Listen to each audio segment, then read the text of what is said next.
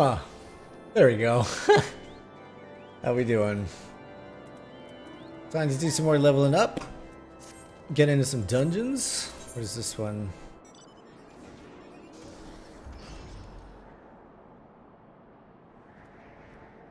Ooh. We're almost to this one. What's all this? All more... 5 more leave quests we can get that. Burning a hole in my pocket. Earn 10,000 flame seals.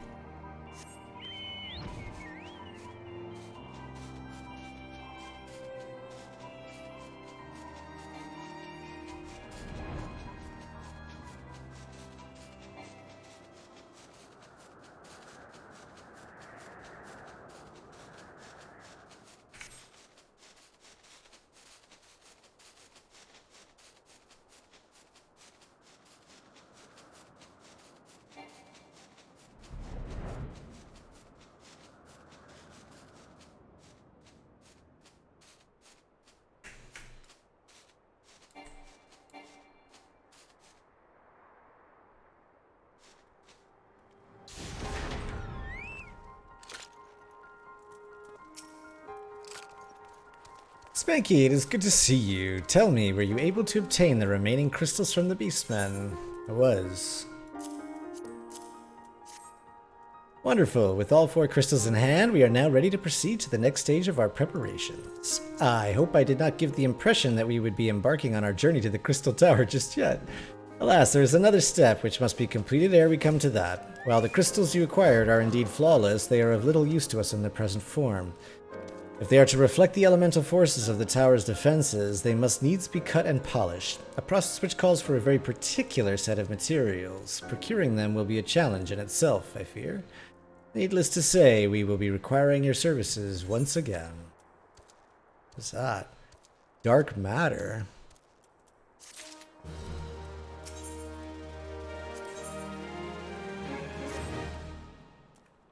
If the flawless crystals you procured for us are to retain their elemental purity during the shaping process, a very specific set of abrasive substances will be required. Well, I say substances, but one might just as well call them one substance, namely ether sand, which has 4 elementally aspected varieties. Alas, ether sand is neither common nor cheap. Indeed, it is not unusual for the abrasive to exceed the value of the precious stones it is used to polish. Given the rarity of the materials in question, the Goldsmiths Guild in Ul'dah seemed like the likeliest place to purchase the quantity we require. When I contacted the Guildmaster, however, I was informed that no ether sand was currently available. Though I requested that word be sent as soon as new stock came in, I have yet to receive aught but apologies. I should mention at this point that I placed the order some time before you procured the flawless crystals. I'm well aware that acquiring ether sand is no small feat. Of course, and I am not an impatient man, but I fear the more we delay our investigation, the greater the risk that the tower's secrets may fall into the hands of other, less savory parties. That is why I wish to entrust you with the payment for our purchase, and send you to speak directly with Guildmaster Serendipity. Mayhap the presence of such a distinguished personage will spur the guild into action. In any event, it is my hope that when we next meet, you will have found at least one of the 4 varieties of ether sand you require.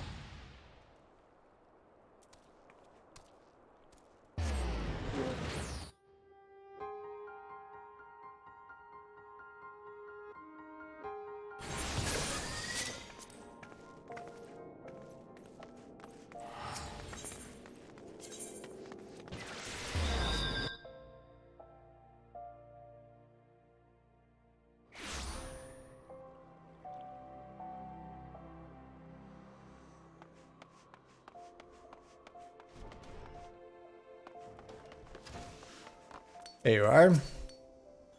Ah, Master Spankerson, welcome, welcome. What brings you here, if I may ask?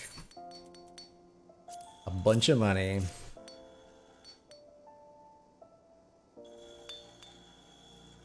You're here on behalf of the Sons of St. Koinak? What fortunate timing. I was just about to contact Master Rambrose with the news that we finally managed to acquire a quantity of fire-aspected ether sand. You know, afraid it may be some time before we can supply with the other varieties, but you're welcome to settle accounts for that which we have now. Pray, speak with Jimmy over... There. I do beg your pardon. It seems she's assisting another customer. Come on, there must be something you can do. Without that Sam, I'll have to rethink our whole design. Sympathize with your plight, sir, but as I explained, the ether sand in question is already spoken for. If you'd like to reserve the next shipment, I would be happy to accept the funds you've offered as a partial payment.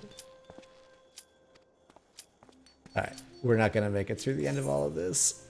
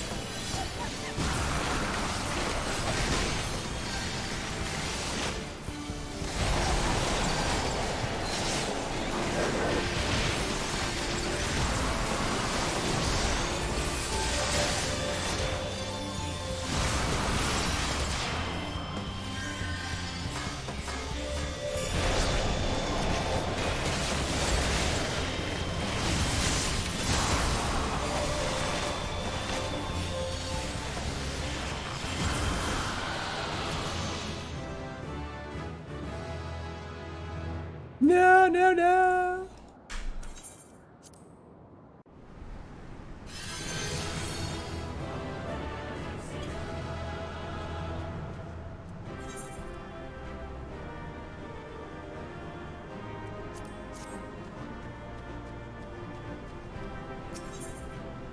Oh! Oh, we run a level sync.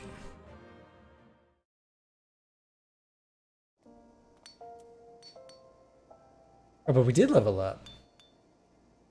Fantastic, that's great news.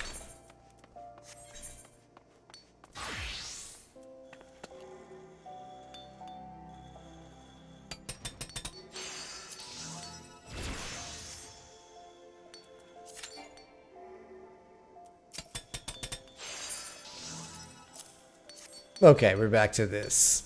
So let's move forward to where we were.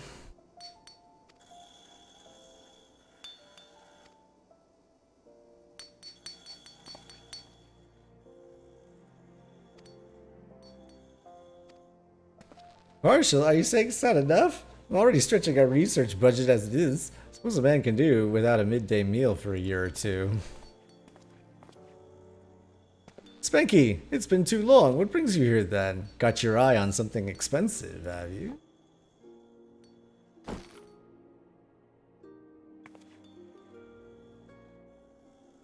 Well now, that is quite a money pouch. The sound of so many gil clicking together is strangely satisfying, is it not? Calming and yet invigorating at the same time. Oh no, you're here for the blooming ether sand, aren't you? Well, I can't deny the Allegan civilization's a subject worth researching. The chief said he was looking into something big, but we never thought to ask him what. Wedge and I have been too busy tinkering with the new airship design to think of much else, see? Well, I say tinkering. Wrestling would be more like it. Still, after much wringing of hands and gnashing of teeth, we've managed to pull together a prototype crystal-powered propulsion system. Got the idea for it when we heard how you lot had used a corrupted crystal on board the Enterprise. As a matter of fact, anyway, to cut a long story short, our design calls for all 4 varieties of ether sand. And that's why I can't just relinquish my claim on this batch here, even for you, lad. How are we meant to usher in a brave new age of technological innovation, if not by technologically innovating, eh? Ahem. Well, I hesitate to interrupt such an impassioned speech. It really compels me to point out that this gentleman is a representative of the organization that reserved the ether sand in question, to mention nothing of the fact that his purse is considerably larger than yours. Oh, it's like that, is it?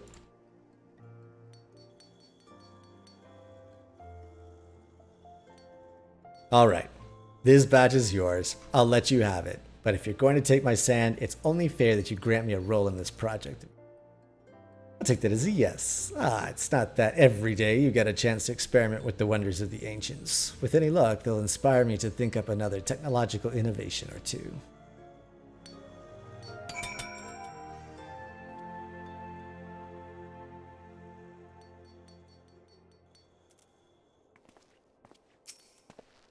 Now then, from what you told me, I'm guessing you'll be needing the other 3 varieties of elementally aspected ether sand as well, right? I will.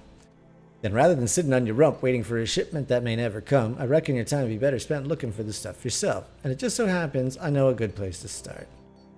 There is said to be a peddler in northern Thanalan who, very occasionally, handles the earth-aspected variety of ether sand. Wedge is in the process of confirming the rumor as we speak. I know what you're thinking. When did my timid little friend decide he didn't need me to hold his hand anymore? The answer being, just the other day. Seems he's been inspired by a certain adventurer's heroic example. I thought he was joking when he volunteered to go to Thanalan without me. Hope he managed to stay out of trouble. What's up, children? How you doing? Head out to Blue Fog and you should find him poking about with his new bodyguard. Oh, did I mention her? Aye, Wedge thought it might be wise to hire an adventurer to accompany him, just in case your heroic example turned out to be less inspiring than he first thought. Alright. Almost at the trial? Good. So I stopped the story. I'm actually in the middle of this story mission here. But then I stopped to come back and do the crystal. Waiting for your Gia to finish a level 80 dungeon to go to bed. Nice. Oh, a level 80 dungeon. Where do you get those?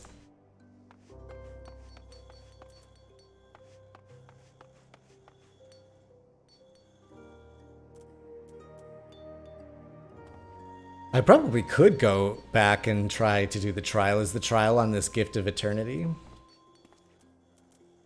Oh, and the Shadowbringers expansion. Okay. I'm getting really excited. I'm super excited to get to Heaven's Ward.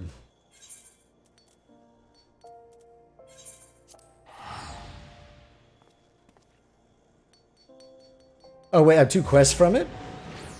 Wait, what comes after this one?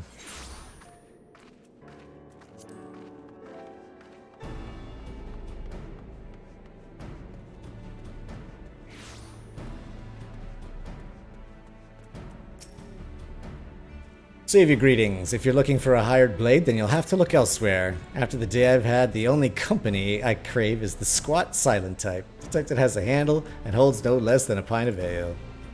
You wish to hear my tale? I warn you, 'tis no stirring epic. But as you asked, my employer, a Lala felon lad, wished to pay a visit to a peddler who deals in some manner of special sand. I forget what it was called, but it is apparently worth a small fortune. Anyway, when we arrived, the man claimed his stock had been stolen by bandits. Determined not to return empty-handed, we crept into the bandits' stronghold and set about locating stolen goods. Long story short, alarms were raised, rogues were awoken, and we fled in a blind panic. I was separated from my employer in the confusion, and I've not seen him since. Oh, a friend of yours, is he? Then you'd best be prepared for the worst. 'Tis just possible the poor sod may yet be lost in the old Amachina mithril mine, but I fear the bandits will have caught up with him by now. Gift of Eternity, then into the heart of the world, then you're at the trial? Alright. Well, then I'll take your advice here. My issue with this quest was that I wasn't leveled pretty well, but we're now... I think I was like level 51, but now I'm 54. So I could probably go back and do this. What's more interesting? The crystal tower, or the, Oh, these are all level 50 quests? Alright, well you're here, and you're watching. Choose your adventure. Which should we do?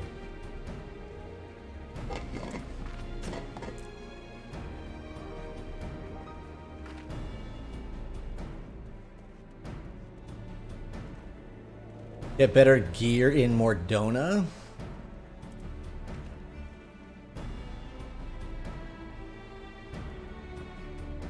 From a lady for the poetics.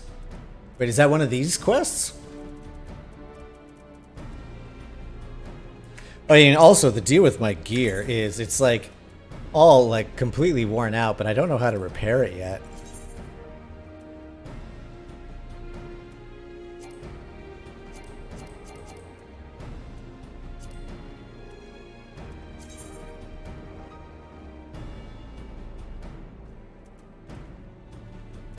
Yeah?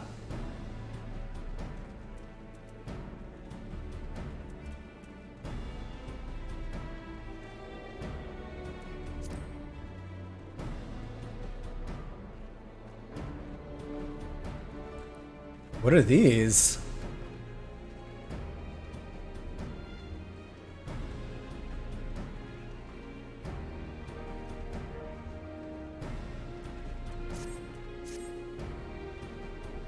Got it. I more meant choose one of these quests, but let's go to Mordona.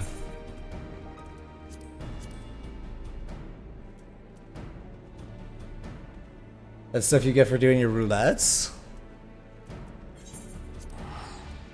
Yeah, so I'm queued in a duty roulette here.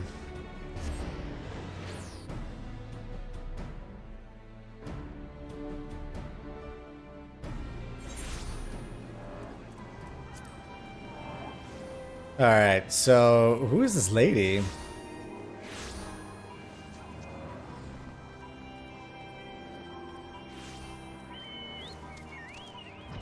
Story till the trial, then do the crystals again?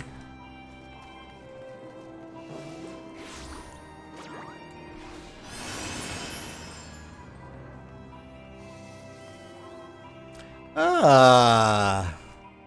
Oriana, the servant of splendors. Oh, no kidding.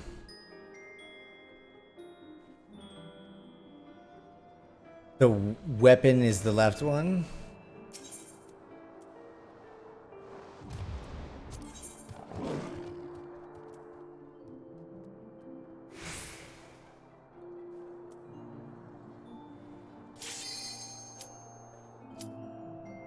Right, I'm not entirely sure I'm following you here. Is this something I've unlocked yet?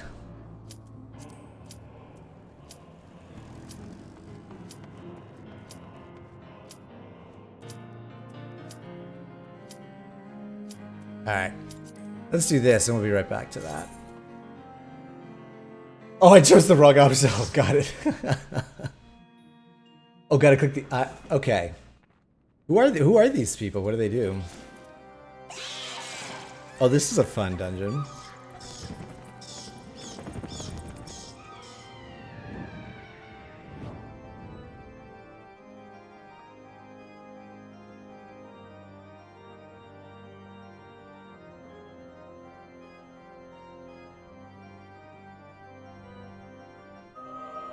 Oh, those things in the... Oh, I see.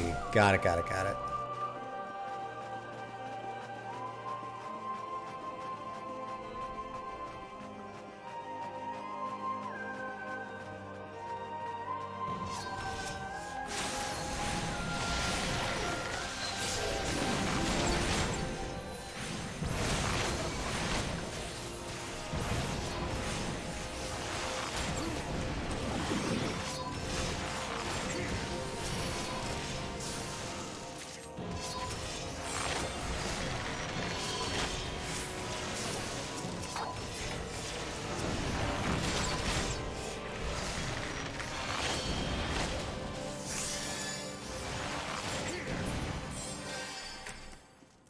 So, oh, like the, oh, I see. Oh, I do have those poet. Oh, got it. Oh, how interesting. How interesting. I had no idea.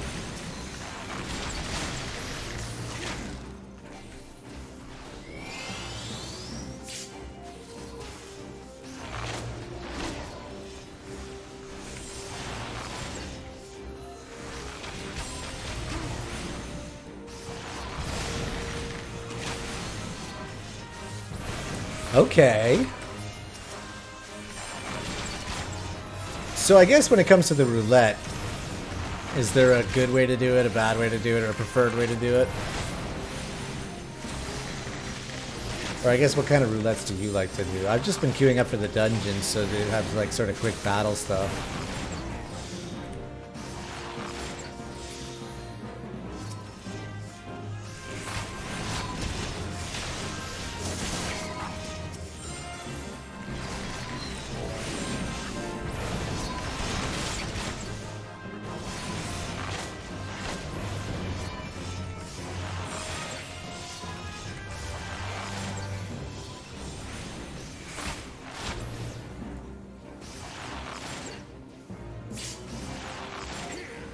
Oh, I see. I guess because you can't level up past level 60, right?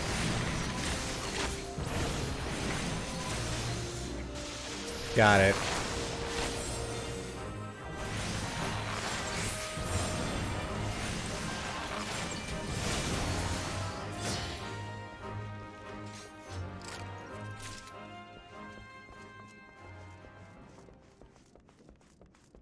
That's how I buy the expansion? Okay, gotcha. Gotcha.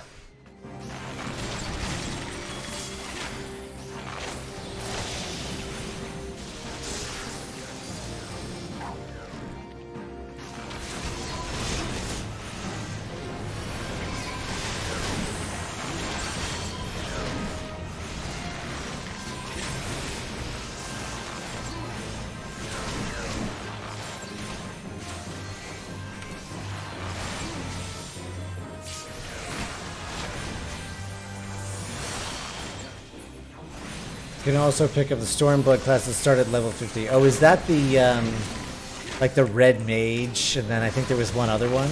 Oops, that was a few buttons hit.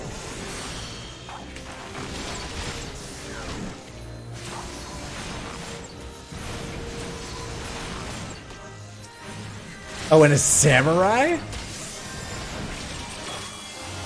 Okay, I need to get into some new classes here. The 61s are Gunbreaker and Dancer. What does the Dancer do?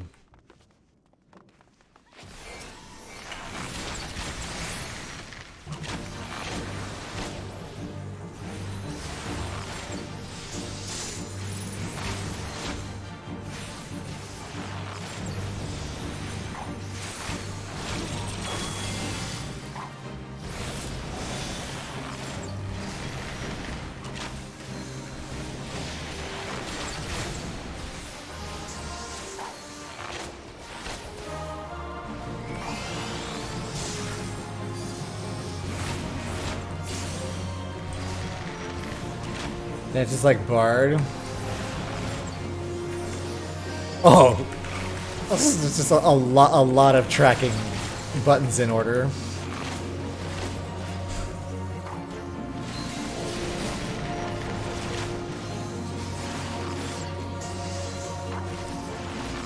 Gotcha. Oh shit, I probably could have silenced her. Oh no, I was on cooldown.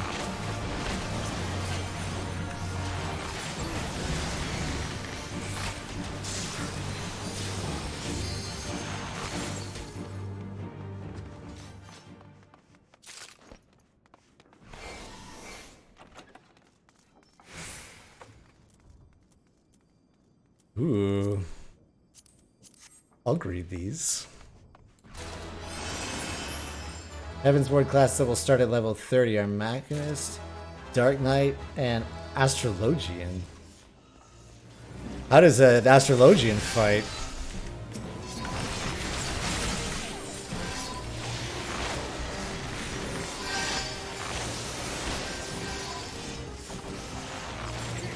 No RNG and pure DPS.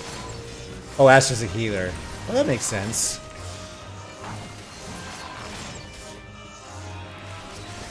Oh, are they one of these different icons, huh?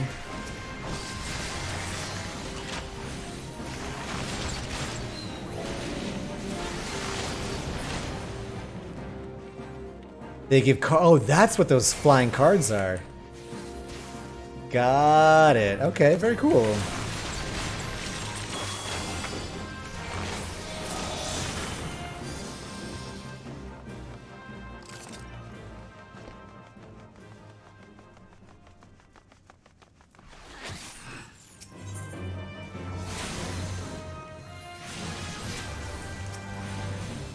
I mean, I don't know why we didn't get this.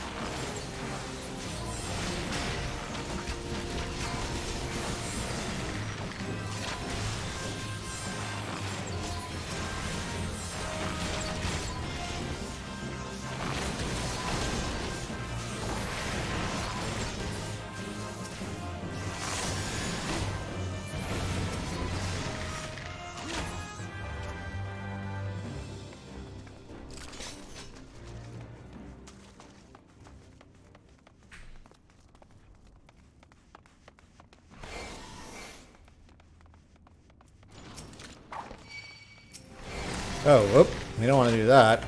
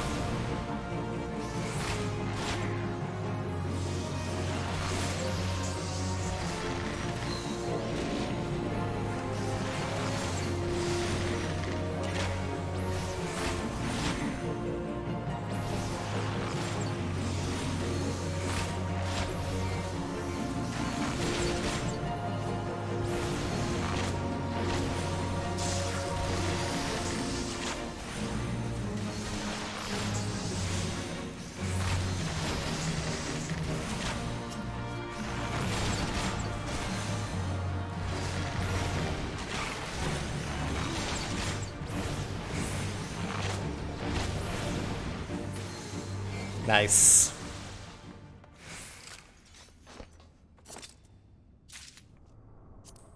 I'll pass on these.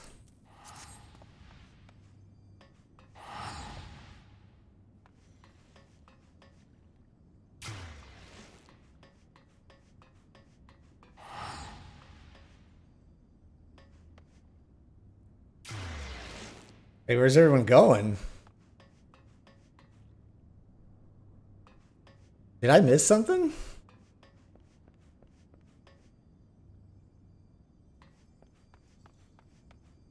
I do care about the expansion coming out in November. I want to catch up for that, for sure.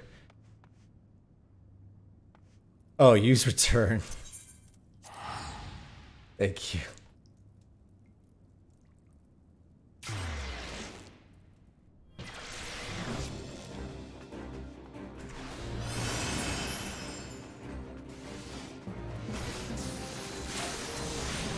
As everyone was saying in the chat, too.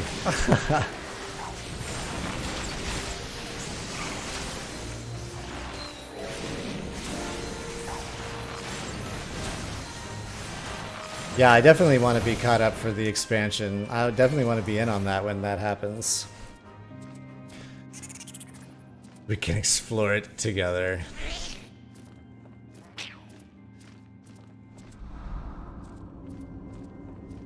Ah, yes. What up, chica?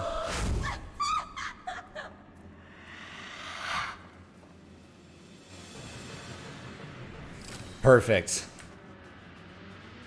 Perfect.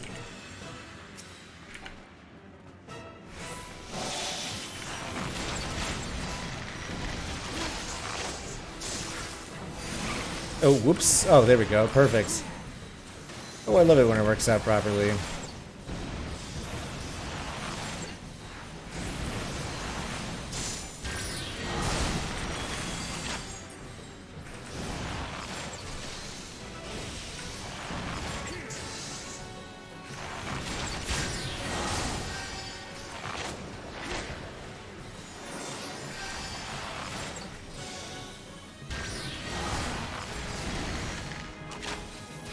Yeah, I did get it on Steam.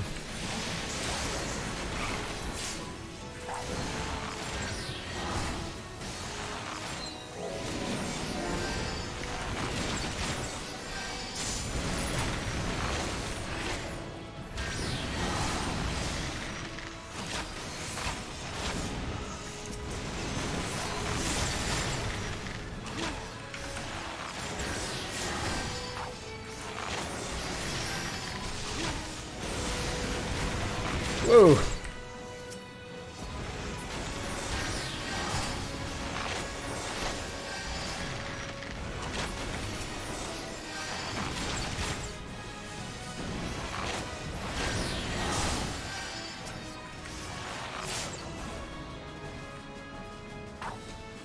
Oh, it's much more expensive? Alright. Alright, have a good night, children. Good to see you, man. Thanks for stopping by and all the tips.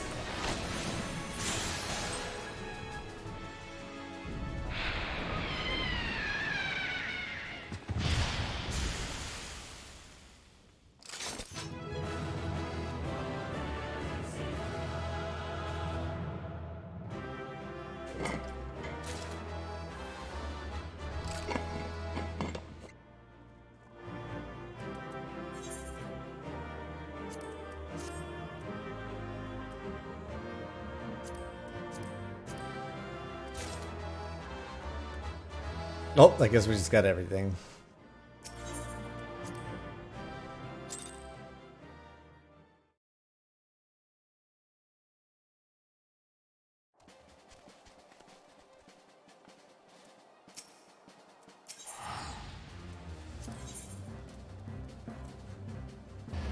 Oh, interesting.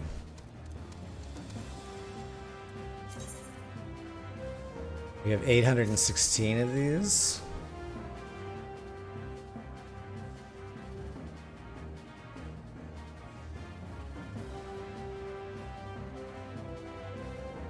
What are we currently using?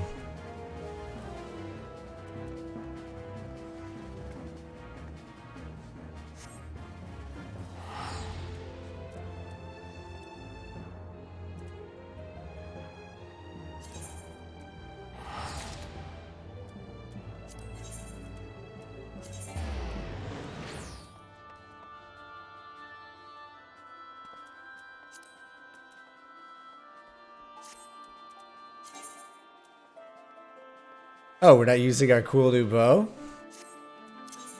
This is just better, huh?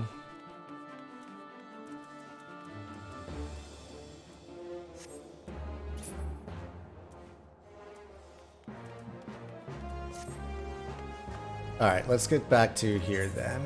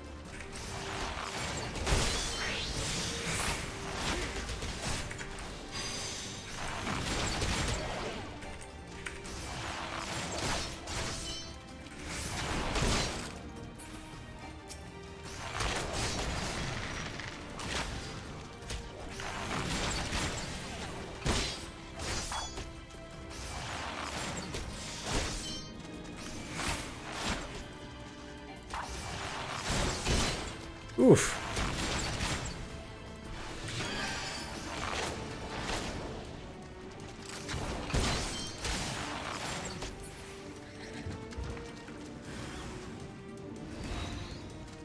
More. I wonder. Oh, shit.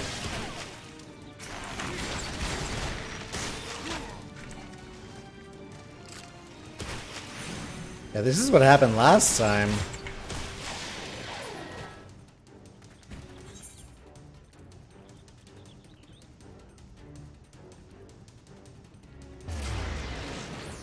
I don't know why we keep dying there.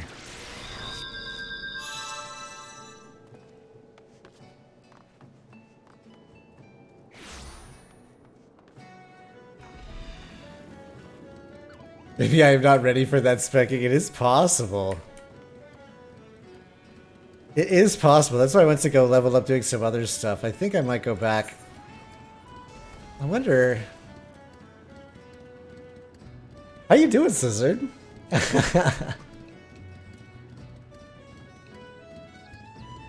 Let's go back and see if we can get that one right.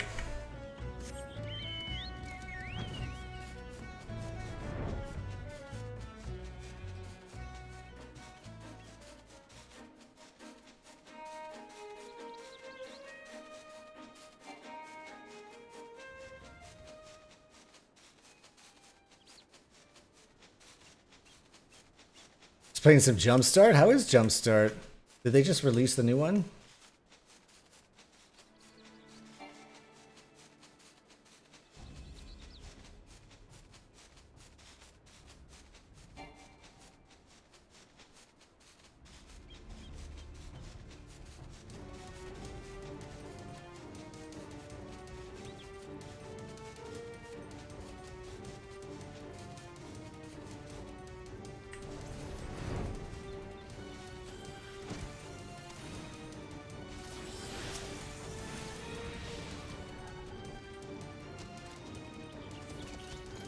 Where are these guys going? Not the same direction that we are.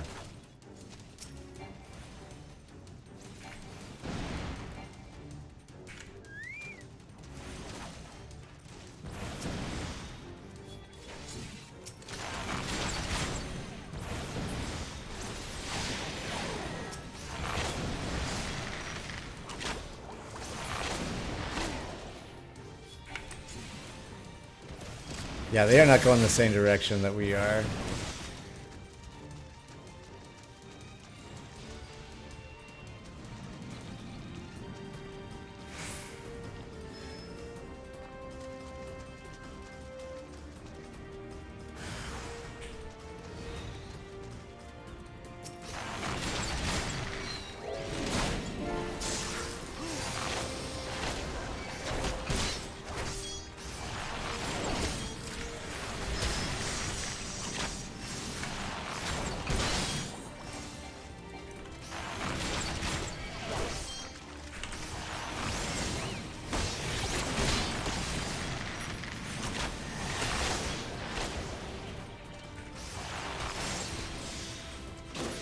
Okay. 2 more.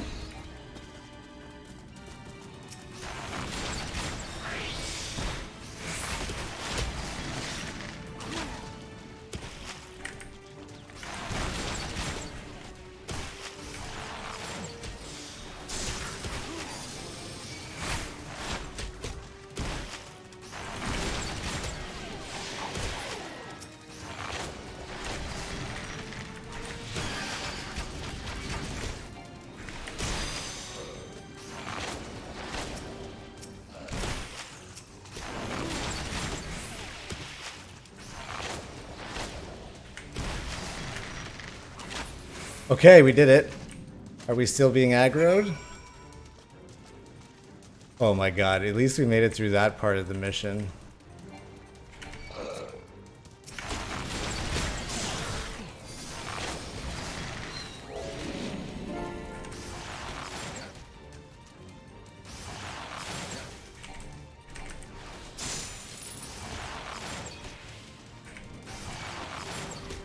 Oof. Okay, we made it. Making progress. Just need to heal up for a second.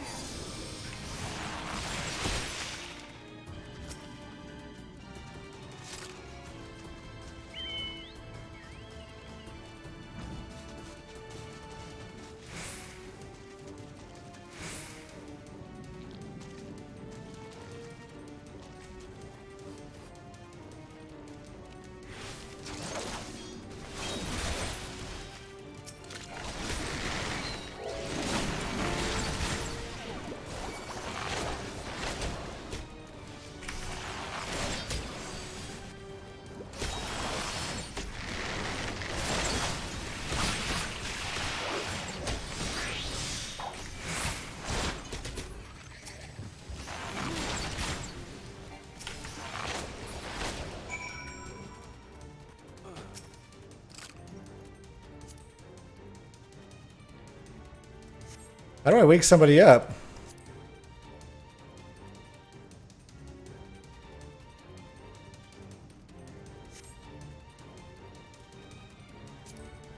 How do I... Oh my god, I don't know how I wake somebody up.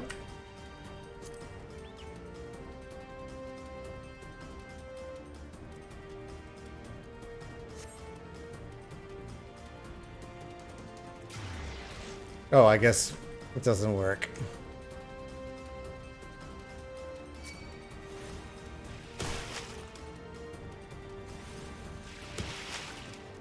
Oh, I just need to get... Oh, rejoin Ishtola. She's over here.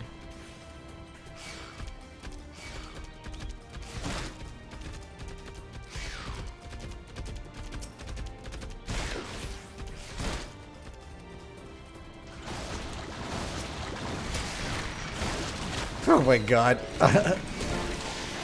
I'm just causing so much trouble for the other people who are playing this game right now. I'm just dragging monsters over and they're just trying to mind their own business and go through the story.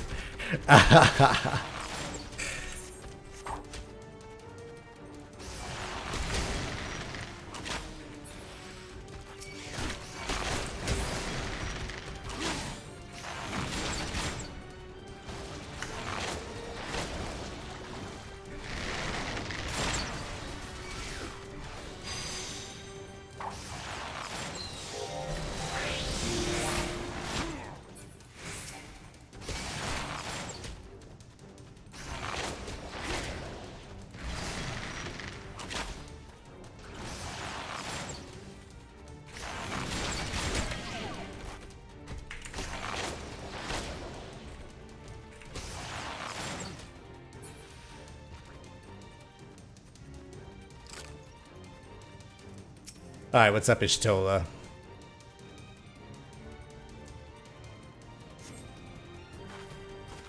Pray, do not concern yourself. 'Twas but a glancing blow. Come, the aetheryte is close at hand. Let us press on.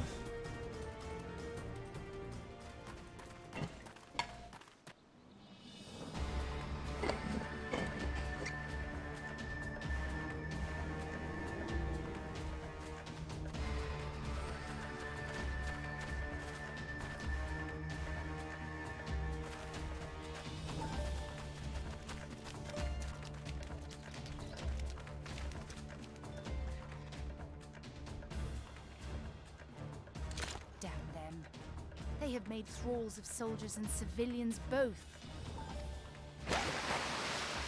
Oh, here we go.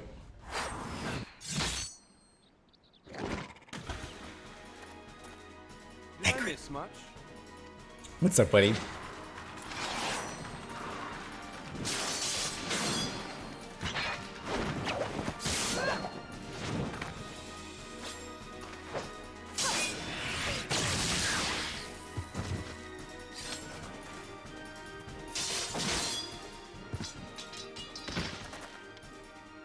So that is how you fight in the Far East. Mental note, pick no quarrel with Domans. But seriously, if I am to keep up, I must needs forsake elegance for efficiency.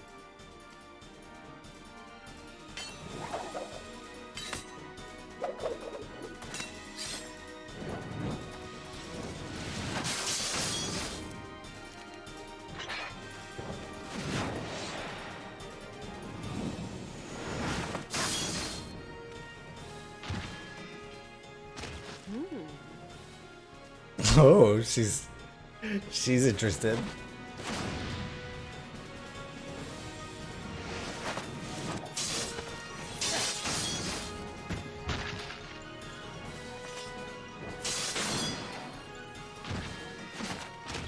To the aetheryte.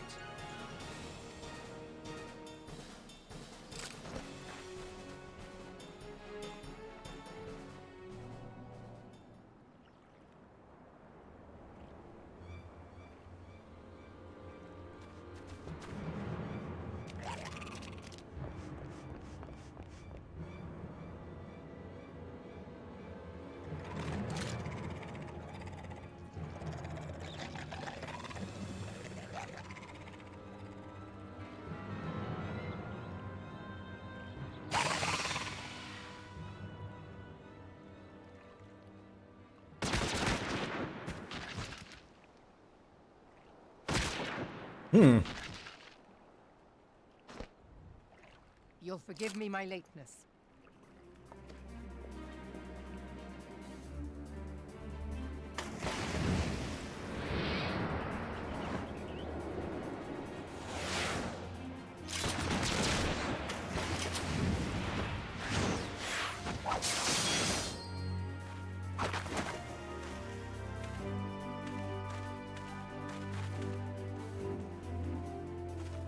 been something of a liability of late, I know.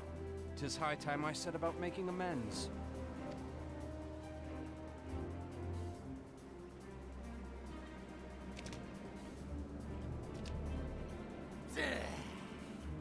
Long have you shriveled Swordwalkers tormented our kind. But no more! Your time is at an end! Is it now? That's mighty bold. Shall perish with salt in your wounds and sea in your lungs. Lord of the world, hearken to our plea. Lord of the world, deliver us from our misery. Do you feel that?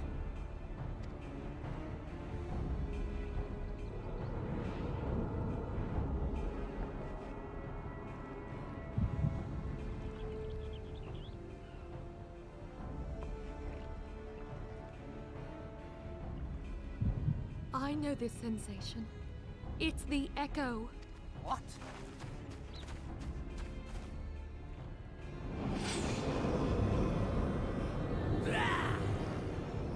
Such power! It is transcendent! Oh no. Ooh, she does not mess around.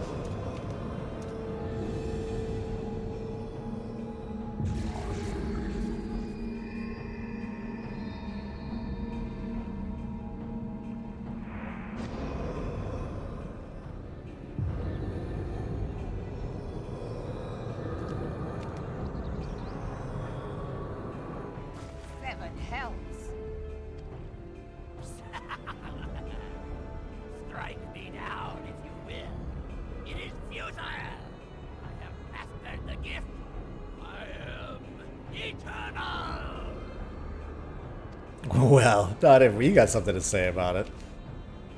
O mighty Leviathan, ruler of the seas, born of waters primordial, I offer unto you this frail flesh, that you might grant your faithful servants deliverance.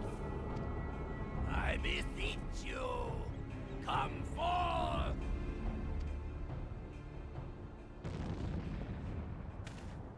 Die, damn you!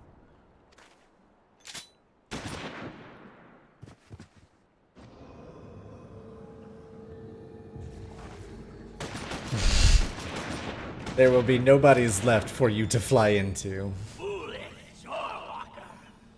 You cannot kill that which is eternal!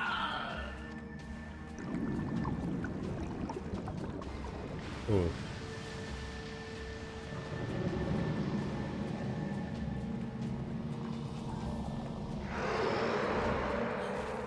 Heavens forfend.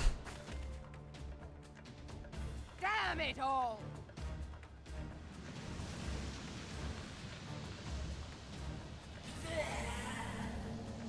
My being am the way.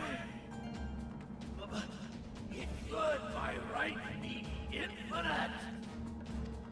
Am I not immortal? Curse you, emissary! You promised me everlasting.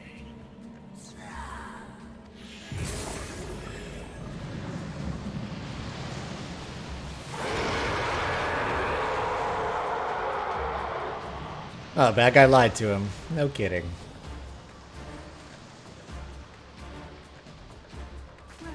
Where did he go?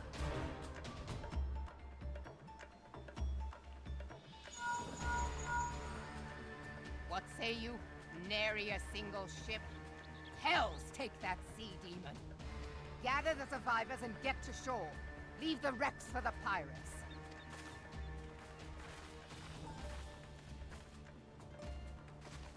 Leviathan wastes no time. The diversionary squadron is lost.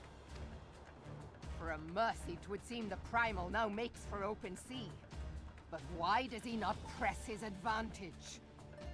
Unless... God save us. He means to unleash a tidal wave.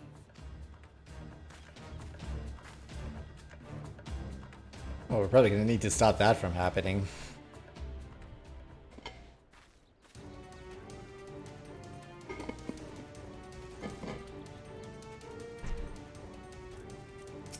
Give us the haps, Merwib. Understand, I speak of no normal wall of water. That which Leviathan makes, ready to conjure, carries more destructive power than aught seen in nature. Enough to raise entire coastal settlements. If his last attempt is any guide, we cannot suffer history to be repeated. Yet how in the seven hells are we to prevent it?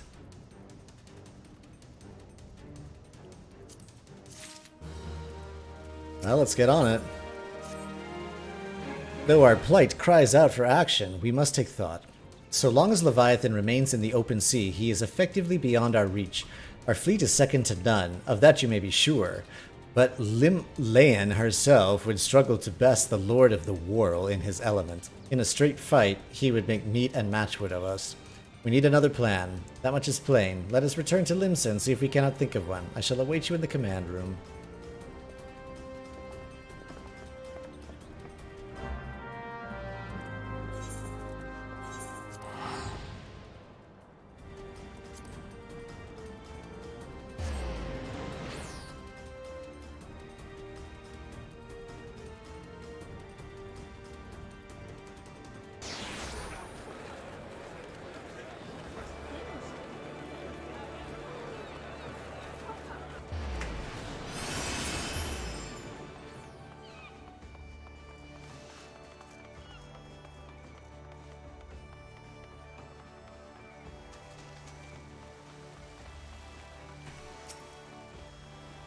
You're expected in the command room. Pray do not keep the Admiral waiting. Of course not. Alright, let's figure this out. Let's get this beast. There used to be a hamlet beyond South Tidegate in western Lanosha. Hearthstone it was called. Some years prior to the Maelstrom's founding, Leviathan rose from the briny depths and set about unleashing watery hell upon us. On that occasion, the company of heroes put him down before he could do too much damage. But when the bastard came next, this time in the wake of the calamity, we were not so fortunate. Weary of ravaging our shoreline, he summoned a tidal wave which fair leveled Hearthstone and washed the soil away for good measure. The area was subsequently occupied by the Sahagin. Aye, the thrice-damned creatures transformed it into a spawning ground for their brood. Given the quantity of crystals stolen to feed him and his legion of thralls, we can be fairly sure that Leviathan is stronger now than in his previous incarnations. Hey, what's up, Size? Hey, thanks for the hi. Have a great lunch. If that seed... Glad to see ya. Life is good. What befell Hearthstone may well befall a larger settlement, even Limsa. That cannot happen. The primal must be stopped. That was ever our objective, Admiral. But how are we to achieve it? The sea is Leviathan's uncontested domain. The ships of the 3rd Squadron could not close to within 100 yards of the Primal, nor could their cannons pierce his defenses. I have read the reports, Master Thancred. Our warships may as well have been bloody pleasure barges for all the good they did. 7 hells! Is there no way that we might strike back? The company of heroes defeated Leviathan, having first lured him into an inlet, but we must needs contend with him upon the open sea. It will avail us little to consult past experience.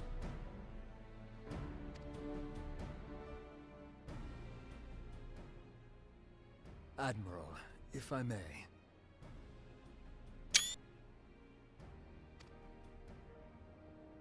Speak freely, Marshal. By all accounts, Leviathan's most formidable weapon is the very sea itself. Waves and whirlpools, tides and currents, all these things are his to command. The key to victory, I believe, lies in disarming our foe.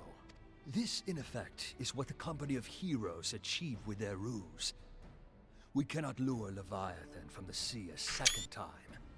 But what if we could weaken his hold upon the element of water? I have heard of devices capable of such wonders. They draw upon the power of corrupted crystals, I am told. I don't know why we're having frame problems again. I thought we were doing so well. If mounted upon a ship, such a device might be used to prevent Leviathan from bringing the full force of the sea to bear against us, rendering him no more dangerous than any other sea serpent. Of course! Sid built a similar device to grant the Enterprise safe passage through Garuda's Tempest, did he not? Begging your pardon, my lady, but to give credit where it's due, this is something I heard from an old arcanist friend of mine. It makes little difference who thought of it first, so long as it works. Beg the specifications of this device from your friend, and I shall pass them on to our people at Naldic and Vermelis. But before we proceed any further, I would voice one concern. Piercing Garuda's defenses is one thing. Suppressing Leviathan's attacks, quite another. In matters of science, I am as a babbling babe, but I cannot well imagine that such a feat would be possible without a veritable mountain of corrupted crystals. The question being, do we have a ship big enough to bear such a burden? Mayhap not, Admiral, but two might. Recall you the tale of Mistbeard's greatest haul? It is said that he lashed two ships together, side by side, the better to bear his plunder. By your leave, we might attempt to repeat the trick. The gods know it would be quicker than building a new vessel. Yeah. Mistbeard did this. Truly, Marshal, upon the subject of the Pirate King, you are as a scholar. Dig, burn, sick burn. Now, from what I have gleaned of these matters, the device will need to be in close and constant proximity to the target. To wit, we must lash our twin vessel to Leviathan. This in itself will be no small feat. Ramming speed will be required, but given the weight of the cargo, that will only be attainable with the aid of a towing vessel.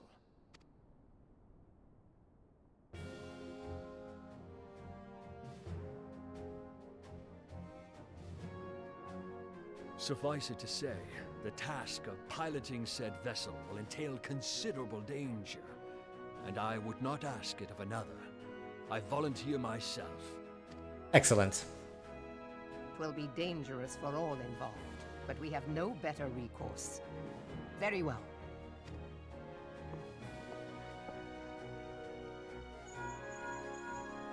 Commodore, assemble the remnants of the fleet at Morabee Bay. Give priority to our soundest vessels. The repairs can wait.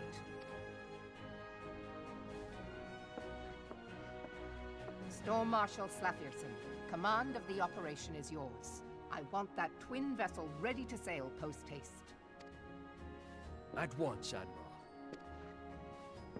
All right. This is gonna get juicy. And then there is the small matter of slaying the beast. The fate of Limsa Lominsa rests upon your shoulders once again. Go well, warrior of light.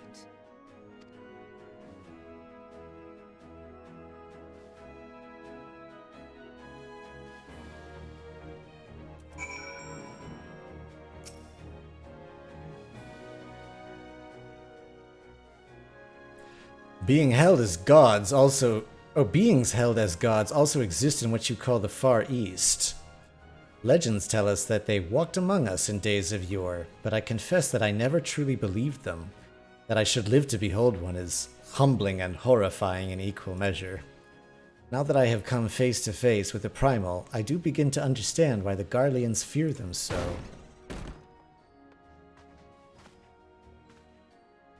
What is it? A message, Admiral. I judged it best to be delivered at once. I am listening. Hang on, let me... No. Oh. According to the Yellow Jackets, a man has appeared who claims to have defeated Leviathan. One of the company of heroes? The details are yet hazy, Admiral. We have dispatched one of our own to question the individual. I am disinclined to put any store by this claim, and even should it be true, it is as Y'shtola said, none save the company of heroes have bested Leviathan, and we know not how they went about it. If this man is of their number, what could he tell us that we do not know already? And yet, having wagered Limsa's survival on 2 ships, some rope and a pile of crystals, can we afford to ignore this man? His testimony could yield us any manner of advantage. Should we not hear it? Damn it all.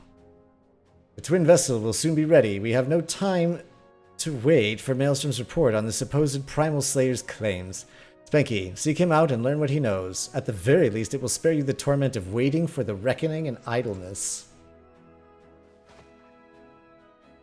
The man you are looking for is believed to be a resident of the Grey Fleet in Lower Laodicea. The Storm Private sent to question him should he already be in the vicinity. May your journey prove fruitful.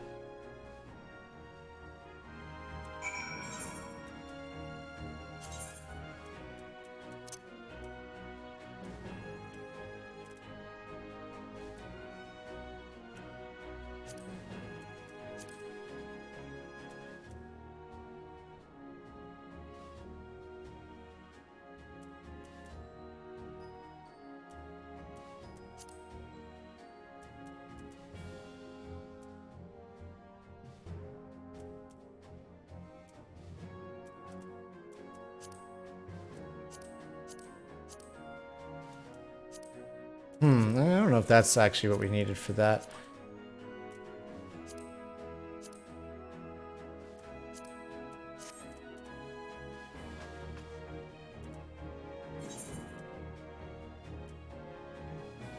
Okay, so we've got a ways to go to get to him.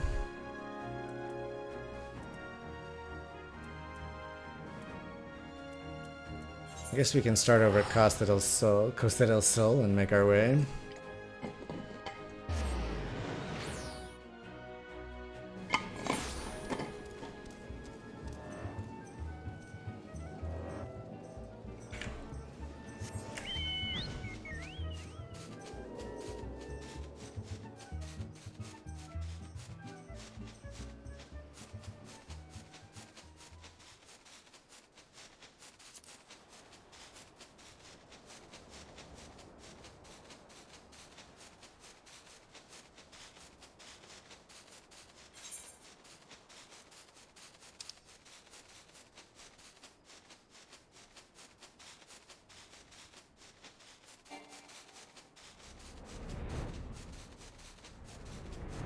Oh, I can't fly that way.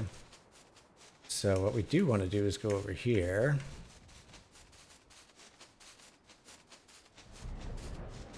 Through here.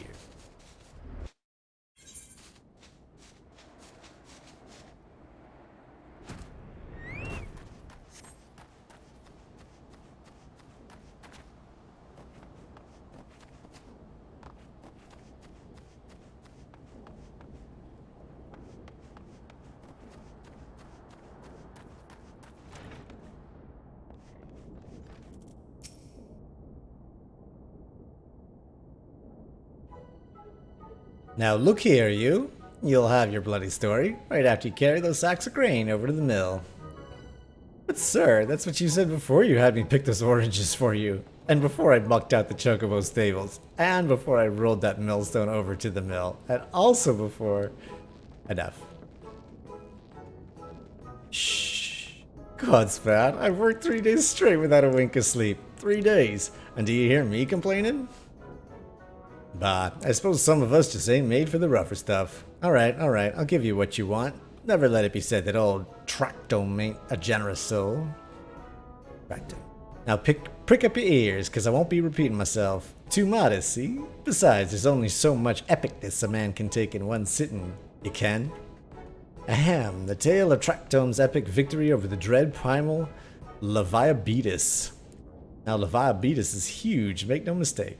To give you an idea how big, each of his scales is about as wide across as me members long. That's no mean feat, let me tell you. Wow. When I fought him, I could barely see for all the brine he was pelting me with. Must have been a lagoon's worth at least. He even knocked me trusty axe out of my hands at one stage. Of course, that proved to be a grave mistake. What happened next? Why, I grabbed him by the tail and tied him up in knots, but not wanting to take all the glory for myself, I let my mates in the company of heroes handle the rest. Like I said, I'm modest as well as heroic. Mayhap too modest. Now there's some that say you can never truly beat Leviathan, that you've got to learn to live with them and make the best of a bad situation. Not the company, though. Why, it's you. I'm sorry, I didn't mean it. I was just enjoying the attention. That's all. I'll take it back. Everything I said. I was never part of the company of heroes. I'm no marauder. I'm actually a complete coward. I'm nothing. I'm chocobo dung. No, I'm the maggots you find wriggling in chocobo dung. I have to lie to women to tumble them, and that don't happen much. My member's tiny. It's pathetic. Ooh, this guy. I sure as hell didn't fight Leviathan, but I have seen him with my own eyes. It was a fair few years back when I was working as a baker's hand. I was shirking my duties one day, loitering about the harbor when I saw it. Great big massive sea serpent, some malms off the coast, with a fleet of galleons making straight for it, cannons firing. I was so bloody scared, I soiled myself right there and then. What? Oh god, just remember the day made me soil myself all over again. Oh my god. Hey, wait, if you're asking after Leviathan, it means you're planning to fight him, ain't you? Well, take care. He really is terrible. Dreadful, I tell you. If you're not careful, you'll end up in his gullet or at the bottom of the sea. Why, you worthless lying whore son. I can't believe you made me handle chocobo dung. Some weird shit going on in this little village. Spanky, this has been Philia. Were you able to learn aught of the use against Leviathan? I beg your pardon, Leviathan? I see. That is unfortunate. At any rate, I have tidings for you. The twin vessel is now complete. We await you at the Moraby dry docks. Pray make your way here as soon as you are able. Well, I don't know if that was a particularly productive discussion.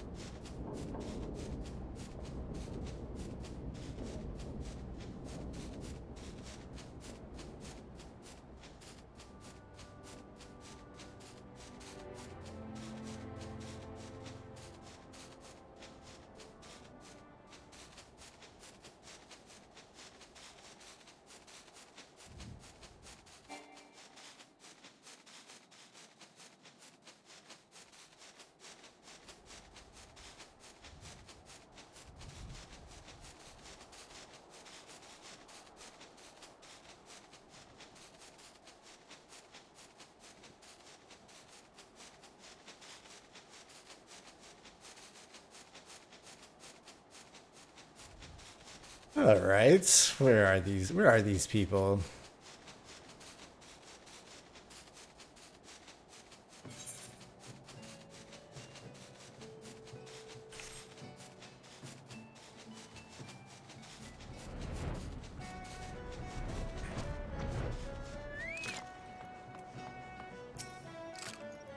I'm told your jaunt to Grey Fleet proved fruitless. My sympathies, lad. I'll wager it served to take your mind off the events of recent days, though. But enough of that nonsense. The moment of truth is upon us. The twin vessel, the whore leader, I call her, is complete, and she surpasses all my expectations. In addition to her prodigious tonnage, she has been fitted with a platform that you and yours might maneuver freely in battle.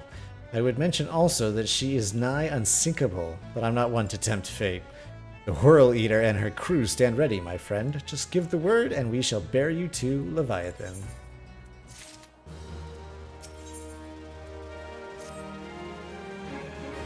Shall we go take on a massive boss fight? Oh, I know that look. You are ready. Having been constructed in some haste, the Whirl Eater may not be pretty, but I assure you she's capable. She's been fitted with what our friends at Naldic and Vimeles are calling an elemental converter. Assuming the thing works, it will use the power of the corrupted crystals on board to rob Leviathan of his hold over water. Depending on how the battle unfolds, you may well need to activate the device manually. Keep that in mind.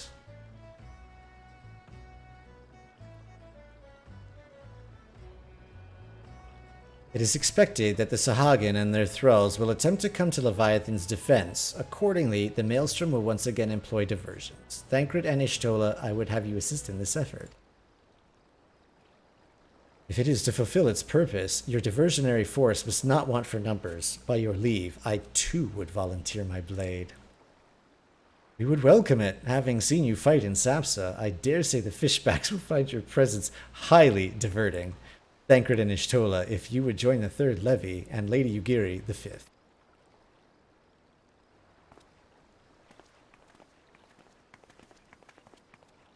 But what words have I for the man who has made a sport of slaying gods? Only these. Go warily, for the sea is an unforgiving place to wage war. May the navigator guide you through the storm, warrior of light. I would echo the Admiral's sentiments, and add a few words of mine own. Know that we all have the utmost faith in you, Spanky. May the crystal bless and keep you.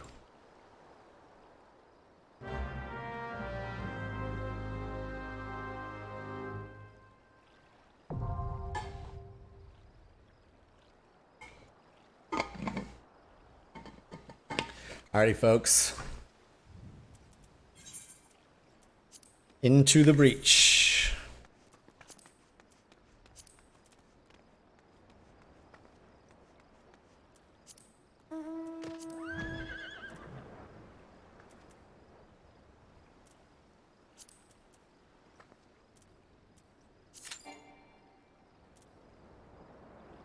Should be less than 5 minutes.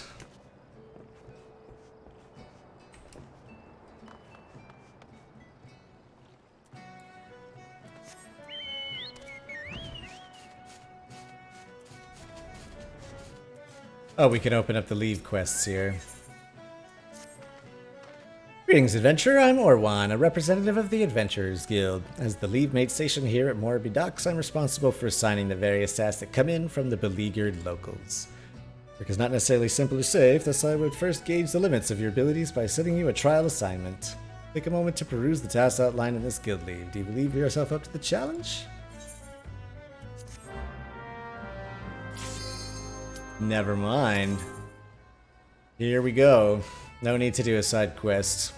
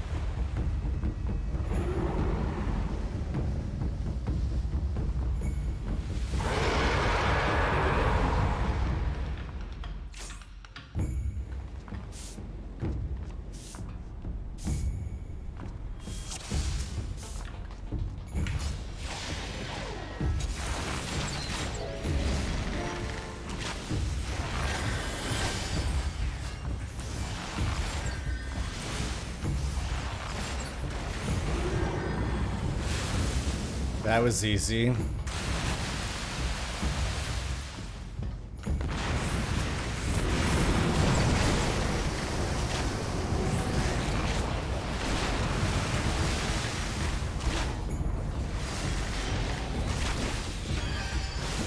Oh, I'm dead.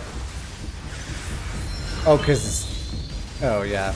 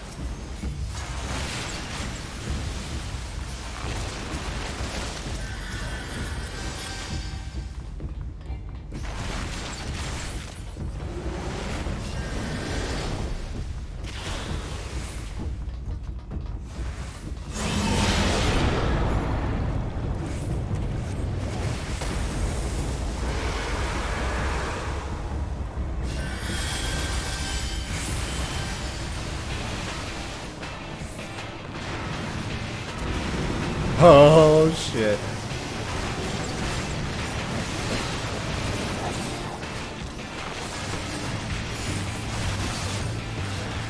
What? I died again.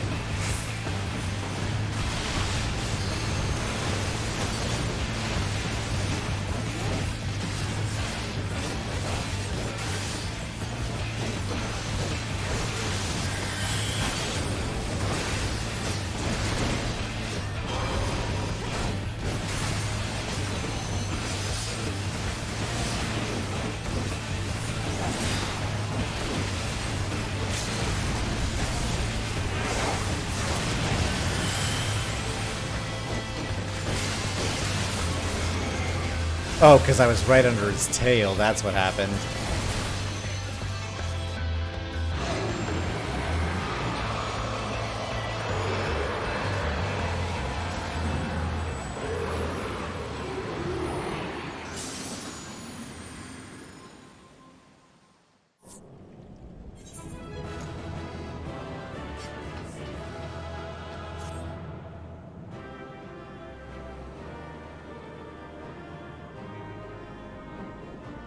Wait, can you let me up?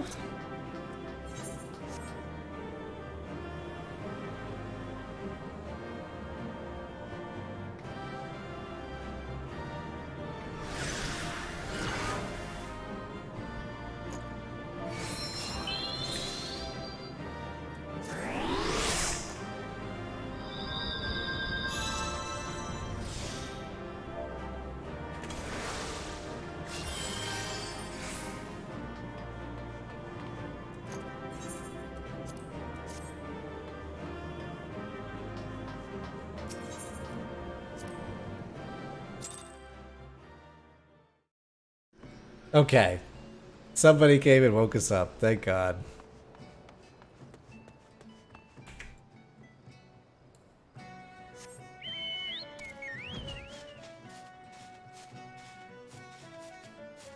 Oh, wait. Where do we need to go back to? Back to Merlwib.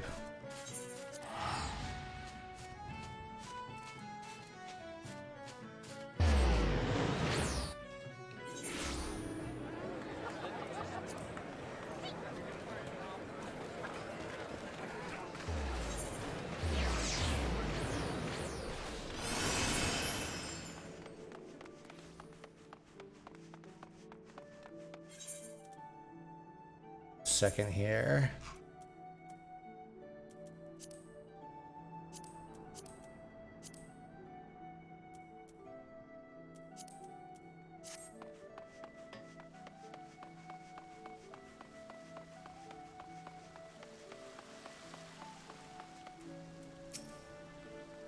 Knowing the urgency of your business, I thought it best to refrain from making conversation during your past few visits, but today I will permit myself a few words. Ahem. I feel truly privileged to have had the honor of admitting a hero such as you. You are an inspiration to us all, sir. And on that note, the Admiral awaits you in the command room. Wait, oh, is he flirting?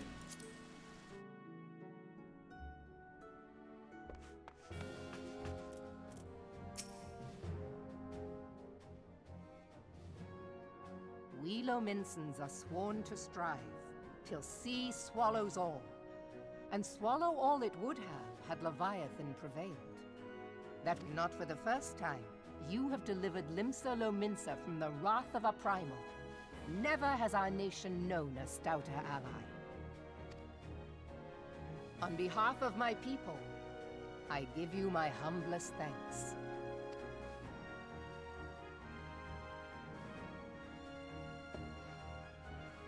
'Tis meet that I give thanks to old Mistbeard, too, for his fine solution.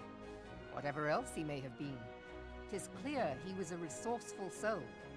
Would that I had a man like him in my service. I'll bet you can. Wearing something like that. Before I set foot in these lands, I had no inkling that the people of Eorzea contended with such mighty foes. Suffice it to say, their existence came as something of a shock, as did the idea that they could be defeated. This experience has served to remind me of the vastness of the world, and the boundless potential of man.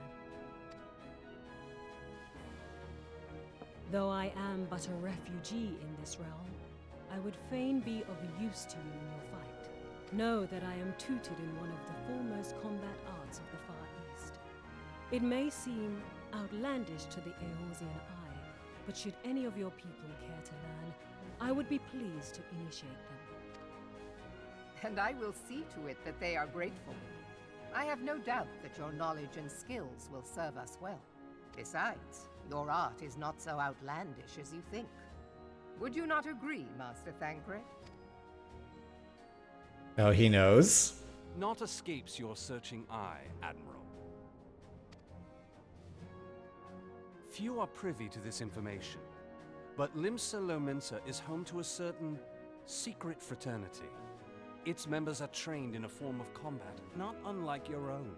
By my judgment, it should not be beyond such individuals to adapt to the techniques I witnessed you employing with such admirable deftness. I am heartened to hear this. I too noted a kinship between your style and mine own, though it seemed to me that you fought differently in the beginning. I suppose I did. What can I say? I'm a man of many talents. Though you may labor to believe it, Thancred was once something of a scoundrel who fraternized with the criminal class in these parts. Yestola! You jest, of course. But for a chance encounter with Alphino's grandsire, he might never have left Limsa Lominsa, or received an education in Sharlayan, or taken up his post in Uldar, which is where he trained in the blade, lest you wonder. Minfilia, please! It would seem there is more to you than meets the eye, Master Thancred. Lady Yugiri, I am told that you and yours came to Eorzea seeking permanent resettlement, and that many domins have since been engaged as frontier hands at Revenant's Toll. Moderna is many things, but a place of refuge it is not. Know that I would like nothing better than to furnish your people with a new home here on Lominsan soil. Alas, racked by instability as we are, our nation is in no fit state to take you in. Yet I'll not have it said that we turned a blind eye to your suffering.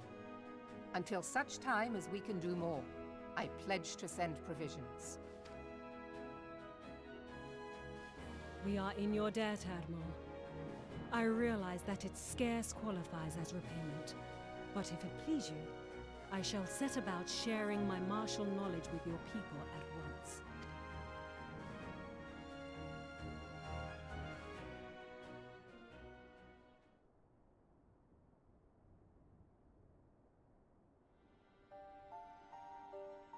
You wished a word in private.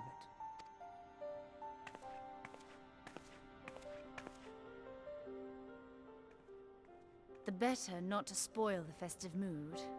History repeats itself, Admiral. As the kobolds stood before them, the Sahagin resorted to summoning their god over a territorial feud. They acted in self-preservation.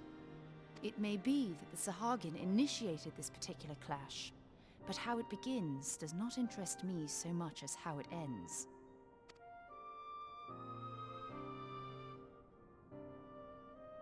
I have not forgotten our conversation, Yashtola. I am aware that man bears part of the blame for the Primal's existence. Nor am I ignorant of the Sahagin's reason for acting. They sought to secure a place to breed and multiply that their kind might survive. Self-preservation, as you say. But we have as much right to live and thrive as they. If our own survival is threatened, are we to lay down our arms and welcome oblivion? Nay. Nay. And so you kill, that you might live. Yet if living is a right, then that right belongs to all peoples, be they men or beastmen. I'll not deny your reasoning. But when a storm gathers, it falls to me to see my people safely through it. That is my duty, and I shall do it.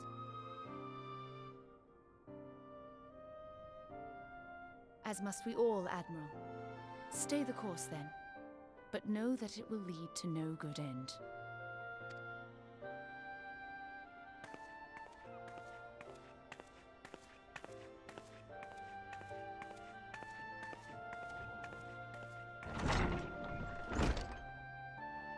Man Lurking in the has ever put shadows. himself first and foremost.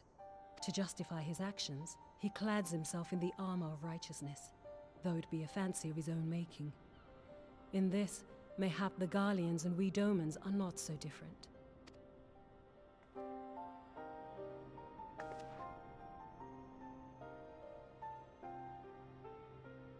Eorzea has become as a raging sea. If we are to keep our heads above the waves, we cannot scruple to drown the man next to us. When hopes of coexistence founder, strength must determine who has the greater right to live.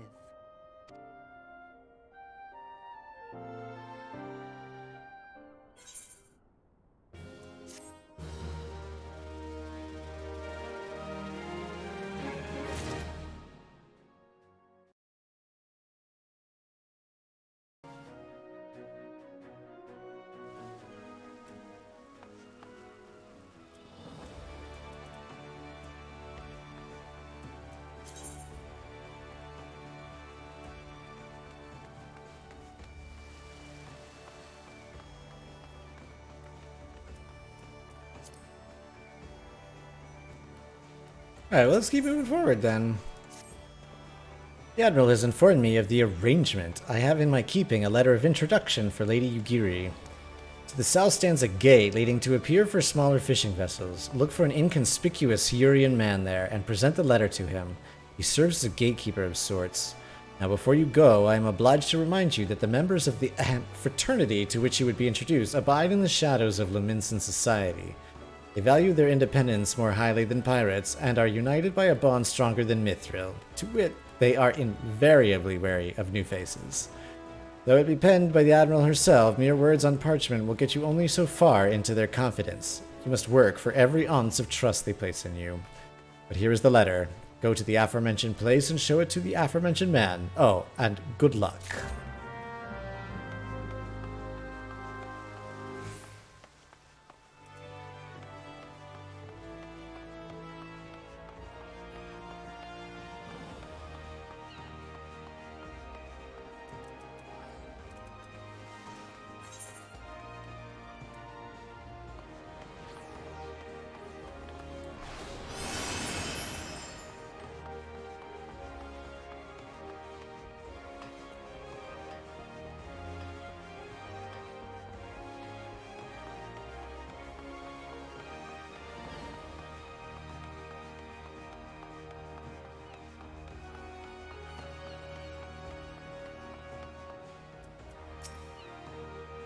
Got business with me, venturer?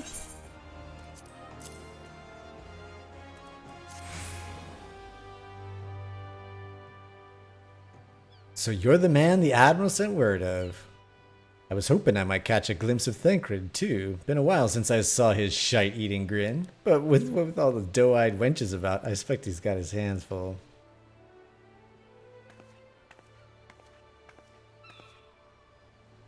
Ah, and you must be the Far Easterner that what Merlwyb says wants to train with us. Welcome to Limsa, milady. I am Yugiri of Doma. 'Tis an honor to make your acquaintance. Must confess, when I first learned of your organization, I had certain preconceptions as to the nature of your membership. It would seem I was mistaken. You're not the first person to say that, lass. Limsa's a city of pirates, to be sure, and pirates don't give two farts about keeping spotless reputation. They hardly need a secret society to do the dirty work. Might be as my people and I keep to the shadows, but we've got nothing to be ashamed of. It's simply better for business that we remain unseen. And so you have developed fighting techniques suited to this purpose, I see. Know that the practitioners of my art, too, are denizens of shadow. 'Tis in stealth that our strength lies. There is much we might learn from one another, I think. Then what in the seven hells are we waiting for? If you'd come with us, Yugiri of Do-What's-It, we can get acquainted in more private surrounds. Ha! That didn't come out right, did it? Nope. Master Spanky, I shall remain with these people for a time, that I might study their ways. Power of Warlocks, thanks for the follow. Though I am loath to be separated from my countrymen, I take solace in the knowledge that they are best of hands. How's your night going? Welcome to the stream. We're cruising through. This is my first playthrough of Final Fantasy XIV. We just took down Leviathan.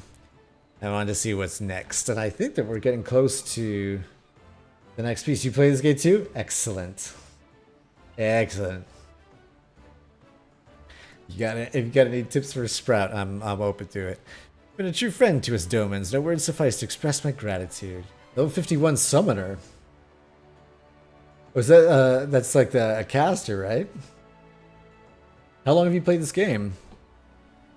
Ere long, I hope to begin imparting my martial knowledge to the people of Eorzea. When that time comes, it would be my honor to welcome you as a student.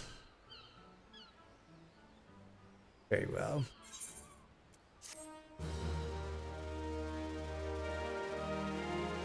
Oh, week 4. Oh, so you just started too. Fantastic. I'm a level 54 now, Bard, so we're not too far. Much and more has occurred since I first beheld Eorzea from the galleon's deck. Suffice it to say, I did not envisage being invited to play a part in your noble struggle. But forgive me, I have kept you over long. Doubtless you have pressing business of your own. Rest assured I no longer require an escort in this land. When you next meet Lady Minfilia, pray relay to her my humblest thanks. Would that I could do so in person, but I must needs fulfill my promise to the Admiral. Till we meet again, Warrior of Light. Very good.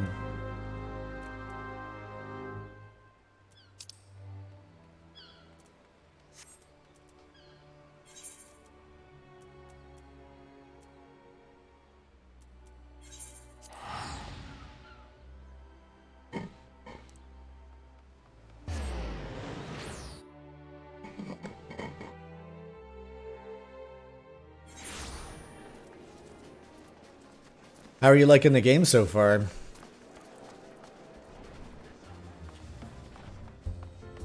Oh, we have so many quests available.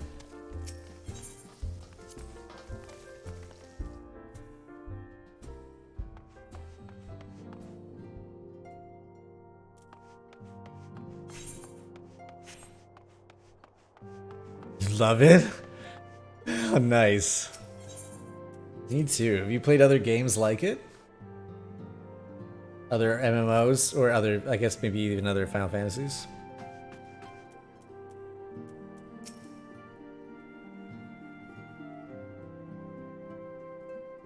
I have been reflecting upon the events which took place during our visit to Vilbrand. If you have a moment, I would share my conclusions with you. Please, bear with me. When the Sahagin Elder summoned Leviathan, he employed the power we have come to know as the Echo. though I cannot well explain the how of it. It would seem he became immortal in so doing.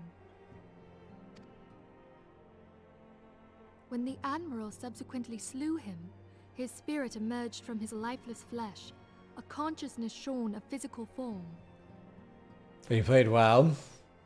I never played that one. So did you just come over from here, from WoW? Thus transfigured, he took up residence in the body of his minion with the ease of a man donning a favorite glove. Long have I known that the echo allows one to pass through the walls of a man's soul. But never did I imagine that it could free us from our own flesh, nor less that our souls could then occupy the next corporeal vessel to take our fancy. It was of this that Elizabeth spoke, an existence which knows neither cessation nor oblivion. And yet, though the Sahagin had mastered his gift and thereby become immortal, he was by no means invulnerable. As we both bore witness, he was ultimately absorbed into Leviathan.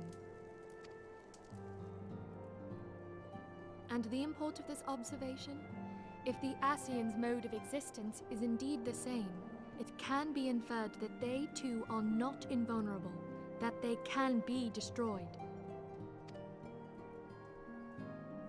There exists a legend which tells of souls who are reborn upon the cusp of each umbral calamity, that they might stay the encroaching darkness.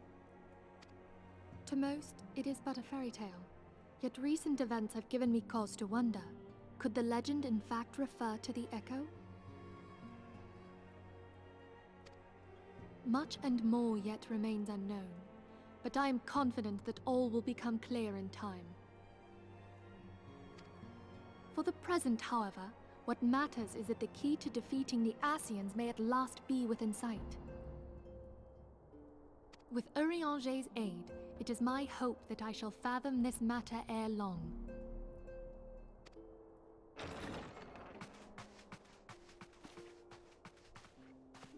Oh, I was just about to send for you, my friend. Is Artemis?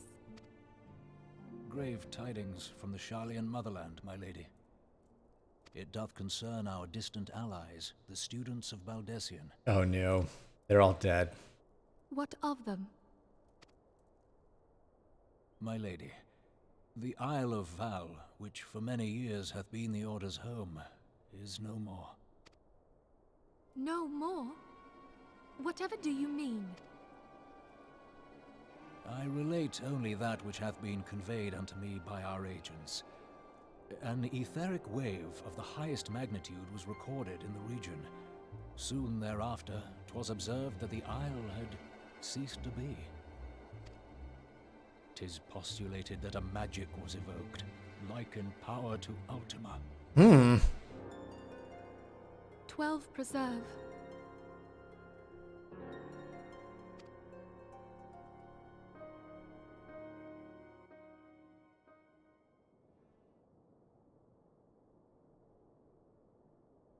If there are no other matters, I move that today's meeting be adjourned.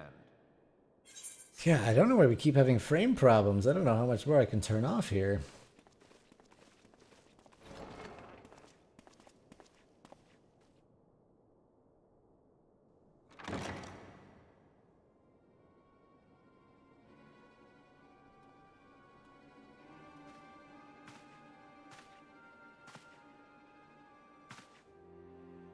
It is done, my lord. What's he up to? Forgive my impertinence, my lord, but these orders, I am uncertain as to what end they serve.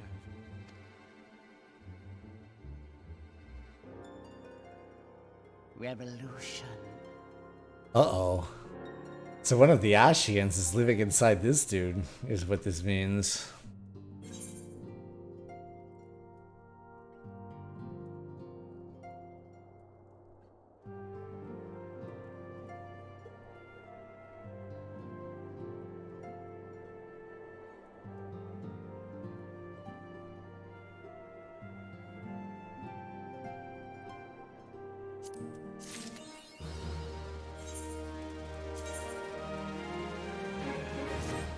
Alright, we got our new equipment on. Fantastic. Actually, before we go into another cutscene,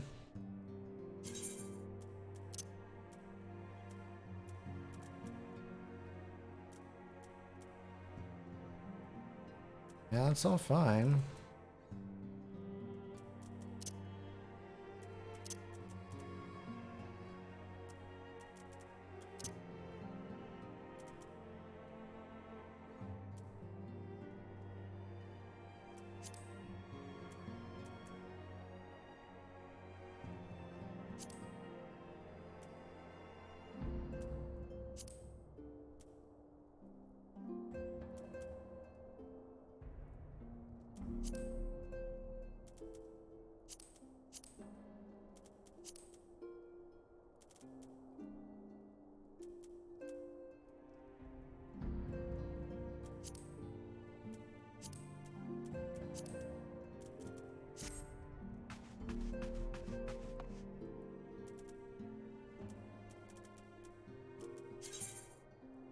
Oh, we gotta talk to her.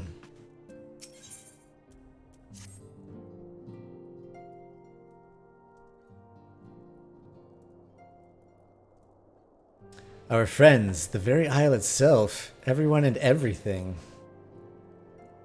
No, it avails us not to speculate. Urianger will send word if there are any developments. Until such time as he does, we must remain firmly focused on that which is within our power to change. That in mind, I would speak of a different matter, one closer to home. It concerns the etheric fluctuations which we had previously attributed to good King Moggle Mog the 12th. That the king is no more is a blessing for which we have you to thank. Yet all is not well in the Twelves Wood. Our latest readings reveal an ongoing etheric disturbance of considerable magnitude. They may even suggest the presence of a primal. Needless to say, the mere possibility warrants immediate investigation, and I would have you... Asilia? I do not wish to interrupt, but we have a problem. What manner of problem? A band of refugees hailing from Ul'dah this time are come to Revenant's Toll seeking asylum. It would seem they expect us to afford them the same treatment we gave the Domans. At present they are in the Seventh Heaven, awaiting a formal response. I see. Mayhap this was to be expected. I shall meet them at once. Asilia, you know full well we haven't the resources to accommodate many more people. Consider what will happen if you do this. Word will spread and more will follow. Your opinion is duly noted, but I will hear their suit. Spanky, I should be grateful for your presence at this meeting.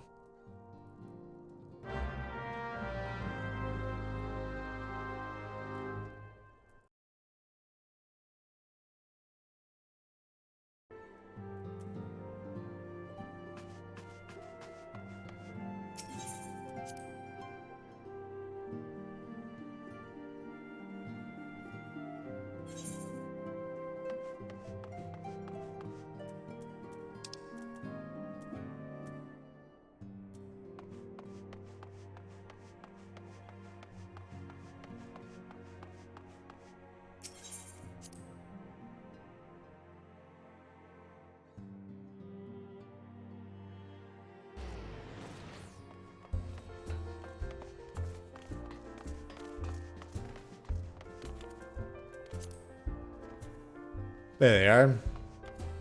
Draggle-tailed refugee.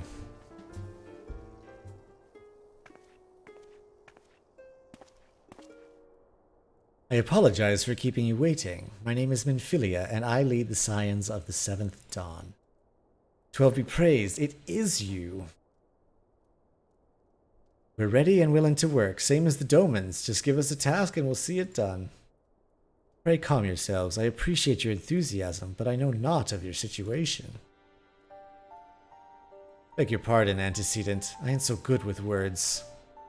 We've been living off scraps of Ul'dah for years now, trying to piece together a life to replace the one what got took. They say there's work, but there's not for an honest man. Not as wouldn't sully his soul sooner than his palms, any road. The flames do what they can for us, of course, but it ain't near enough. And it's only getting worse. When the calamity brought us to our knees, those rich bastards in the city didn't help us up. They climbed on our backs. I don't pretend to be clever, but even I can see what's coming. I knew we had to run, the only question was where, and then it came to me. Revenant's Toll. I mean, you took them foreigners in, didn't you? So you'd surely do the same for us. I fear the situation is rather more complicated. While it is true that we accepted the Doman's petition for aid, that decision was the product of extraordinary circumstances. I sympathize deeply with your plight, but pray understand that it is not possible for an organization of our means to aid all who have been affected by the calamity. And so it is with great regret that I must deny your request. But we've nowhere else to go. You're turning your back on us? If I might have a word. Tataru? Is Artemis? Ill tidings from Ul'dah, my lady. Alphino has been wounded. What? How? Is it serious? Cannot say for certain, but I fear it might be. According to the flames, the refugees started a riot. They went wild, apparently, lashing out at any and everyone. That can't be right. Why would they? They must have been provoked. The demonstration was meant to be peaceful. Seven hells. Now the Blades have an excuse. They'll round us up and kill anyone who tries to resist.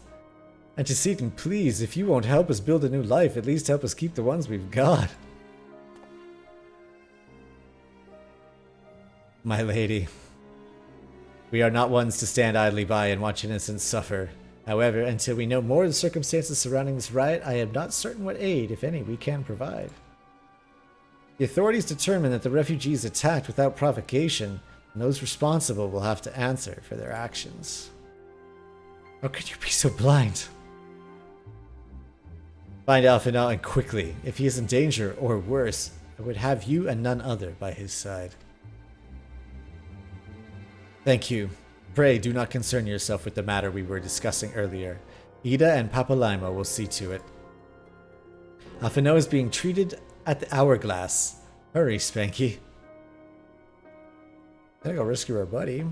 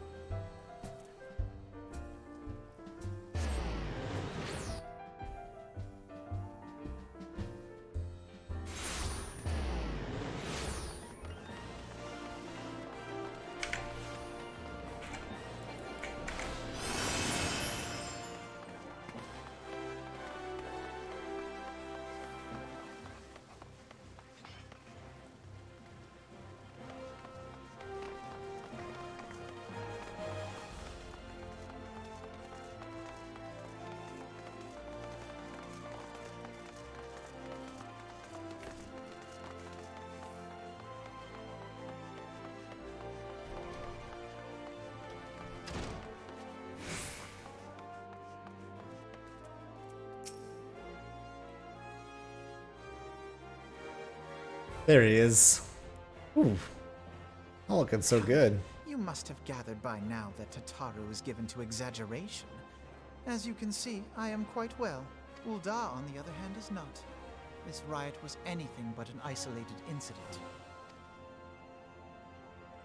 There is a restlessness in the air.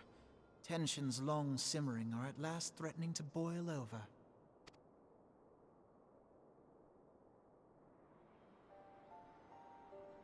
Ul'dah is a nation infamous for the great disparity between the wealthy and the poor. The majority of the populace accepts this state of affairs because they believe that every man bears responsibility for his own lot in life. To an Ul'dah, money is the foremost, and some would say the only measure of a man's worth. Small wonder that the wealthiest wield the greatest influence. So where do the refugees fit into this social hierarchy? What place is there for those who fled Alamigo and the destruction of the Calamity? Plainly, there is none. They have no wealth, no power, and no worth. To the Ul'dah way of thinking, they may as well not exist.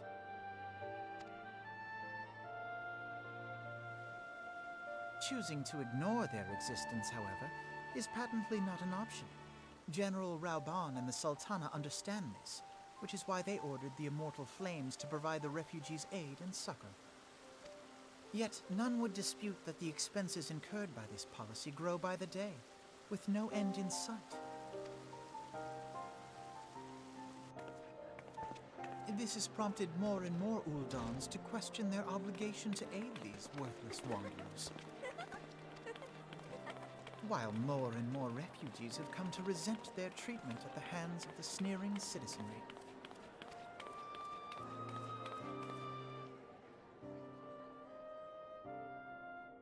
The manner of Lord Lolorito's refusal to grant the Dolmens asylum bespoke a disdain for all refugees, an attitude shared by the rest of the monetarists. And you may be sure they make no effort to conceal their opinions. It was only a matter of time before the refugees united in protest, nor is it any surprise that some among them would ultimately resort to violence.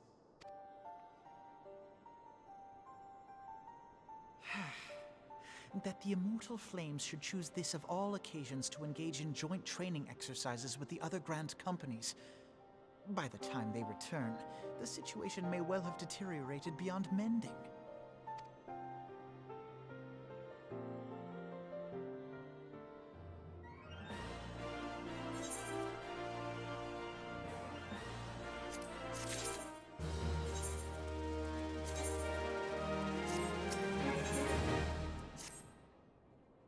As I told you before, it was all but inevitable that an incident of this kind would eventually occur, given the rising tensions within the Sultanate.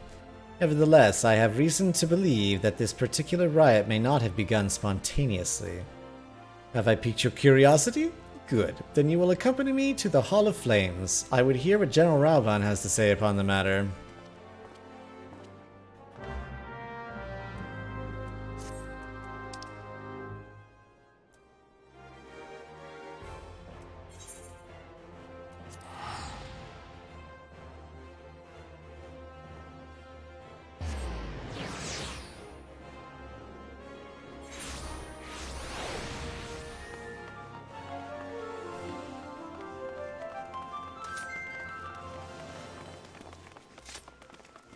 There he is.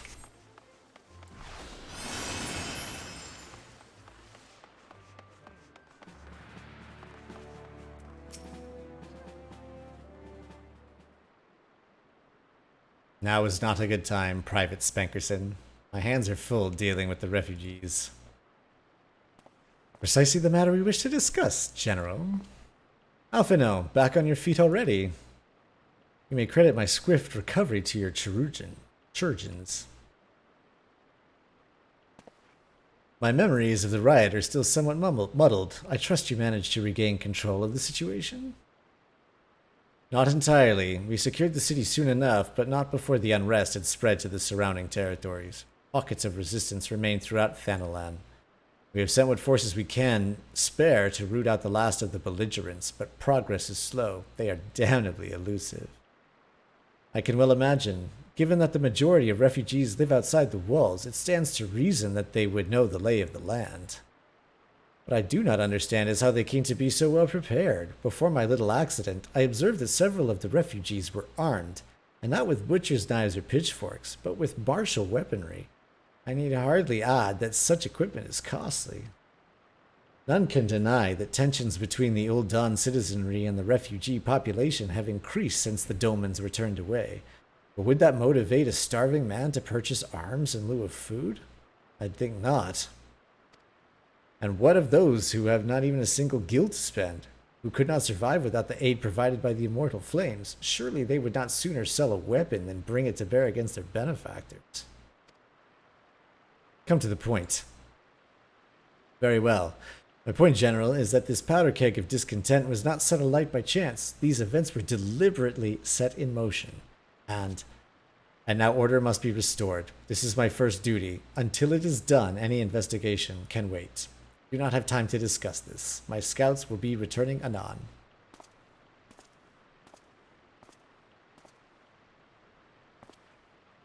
The General is no fool. He keeps his own counsel, and with good cause.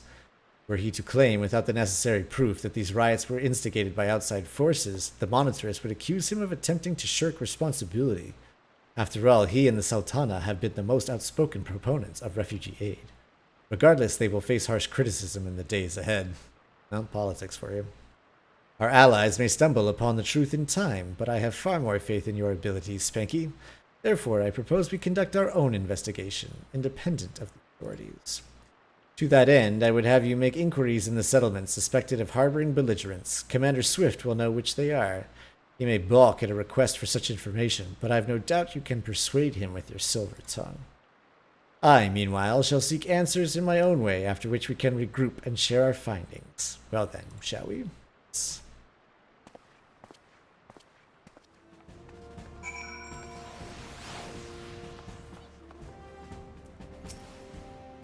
You look as though you have something to say, Private Spankerson. Do you?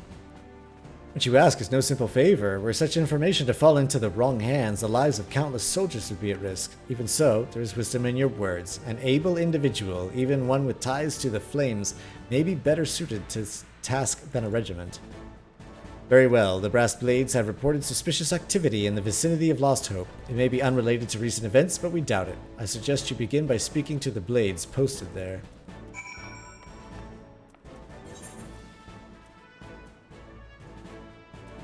Blackbrush Station? Here we come.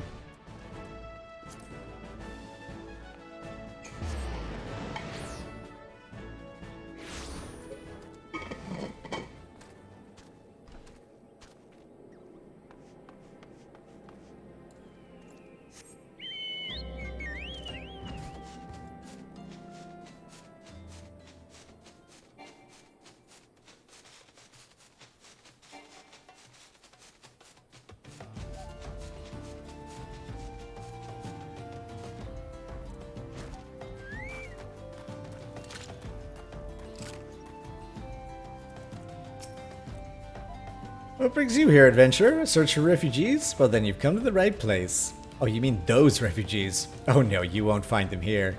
Most of the people of Lost Hope have come to accept their situation and are content to pass their days in peace and quiet. Outsiders have trouble understanding that, like the merchant who you passed through recently. Gregarious fellow, but awfully opinionated. Can't say I was sad to see him go. Friend of the Sultanate, are we? I take it this means someone has read my report. The refugees who left with the merchant have yet to return. I'm increasingly concerned that Zazawaka's suspicions were correct. You haven't the foggiest what I'm talking about, do you? Never mind. Speak with Zazawaka. He will explain everything.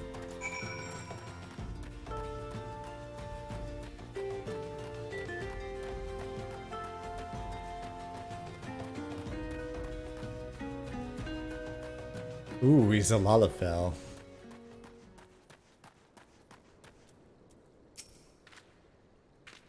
Don't hurt me, I'm not one of them. I beg your pardon? You're of the Flames, but you're not with the Flames? I see. Leo Frick bid you speak with me, then I take it you've agreed to help. 12 be praised for that, because we haven't a moment to waste. Everyone knows the Flames are on the march. The others have fallen under the fanatic's spell, but not I. Promises of revolution and retribution, of holding the ruling class to account and taking that which is owed. Ha! Childish fantasy. Did everything I could to dissuade the others from leaving, but few would heed my words. Now that one of our idealists has returned, however, the madness of the merchant's plan is plain to see for all. Look behind yonder tent and you will understand why.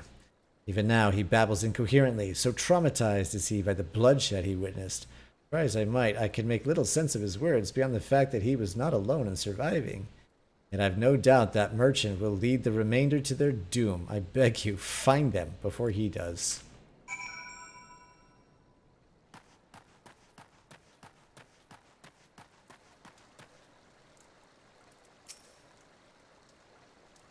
What are you doing? Don't draw, don't draw, don't draw, don't draw.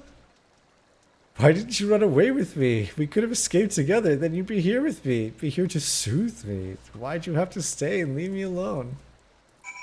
Well, let's soothe him, shall we?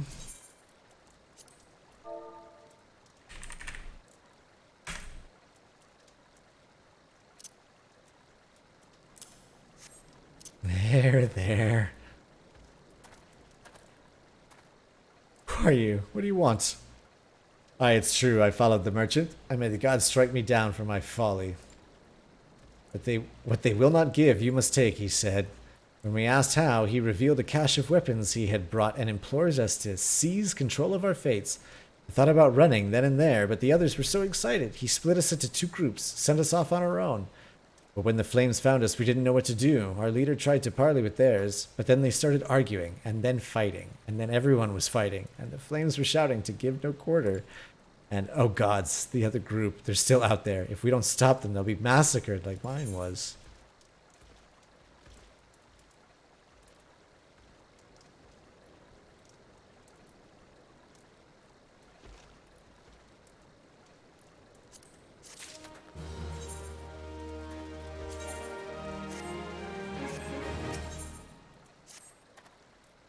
The other refugees are hiding in the cave south of Lost Hope, but to approach them would be fruitless. They would sooner call us agents of the Sultanate and try to kill us than listen to reason. Why, the twins might even deign to do the deed themselves. A pox on all bloody sellswords. They were supposed to train us to fight, but the ones he sent with us vanished during the struggle. Oh, if only we had never listened to that merchant's ridiculous claims. He said our cause was righteous, that the gods would never suffer us to be defeated. Though, if they were forced to confront reality, that's it. Challenge the twins to combat and show my brethren that their strongest warriors are no match for one man. Mayhap then they will agree to lay down their arms and renounce this plot.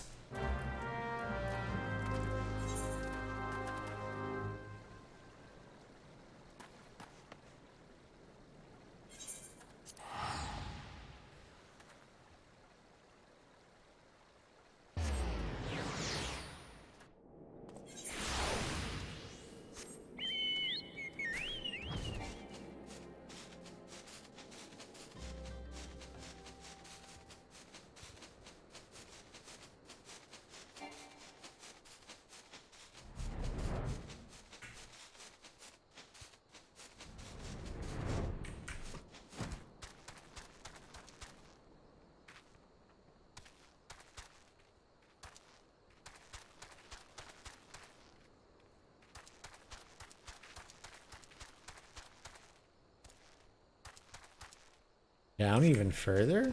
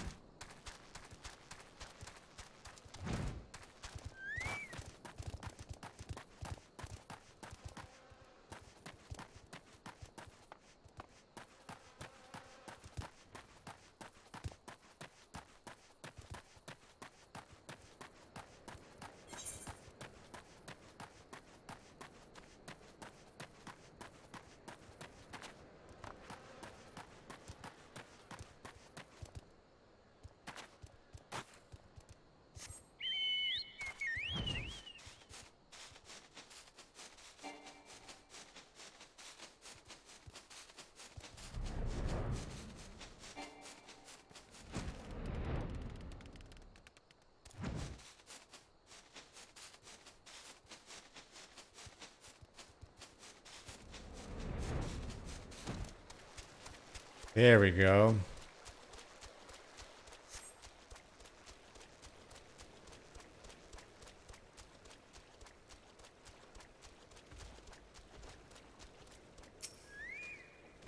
Seven hells, they found us. Everyone grab your gear and make for the rendezvous point.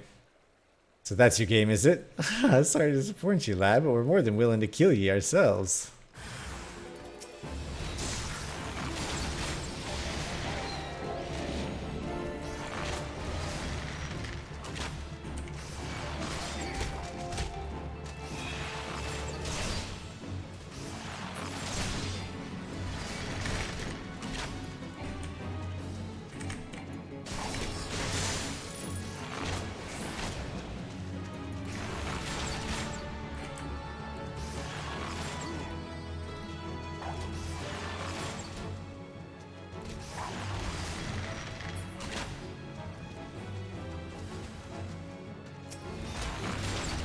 Oh, more of them.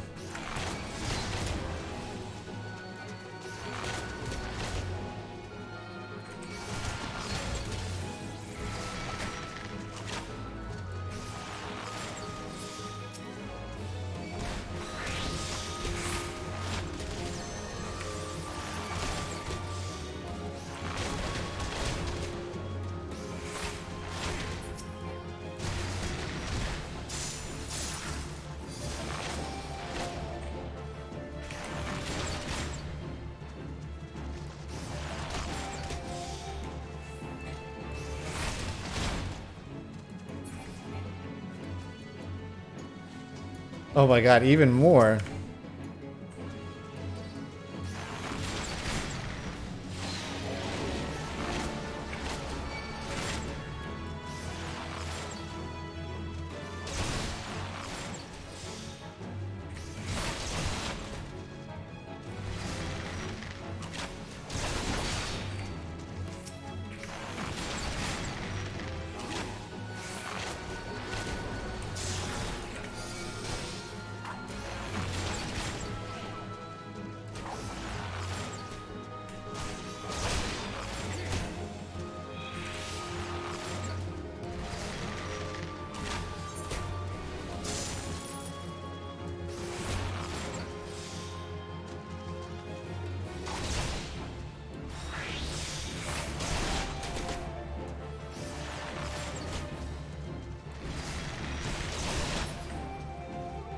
Please tell me that that's it.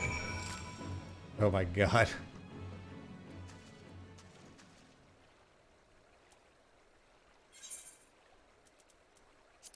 Seal up for a sec.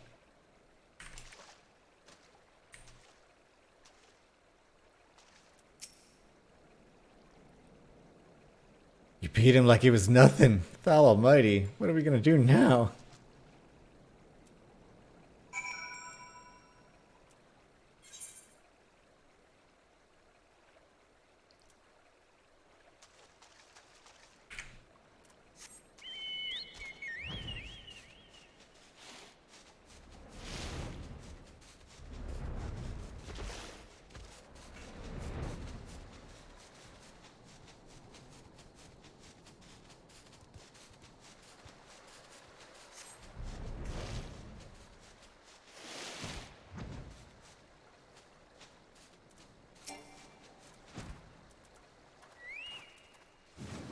You've returned. Did you find my brethren? What are the twins? What happened? I see. Well, you had no choice. Better that a handful of them take a beating from you than the lot get butchered by the flames. Tell me, what did the merchant have to say when it was over? Huh? But where else would he be? Unless he went to Stone's Throw to recruit others.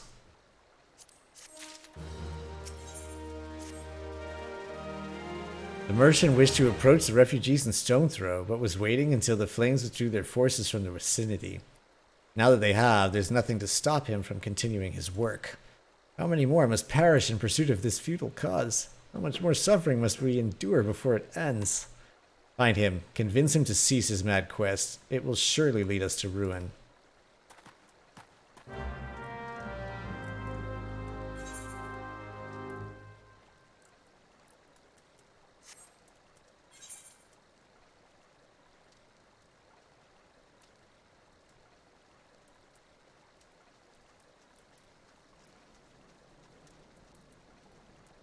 Oh, down here.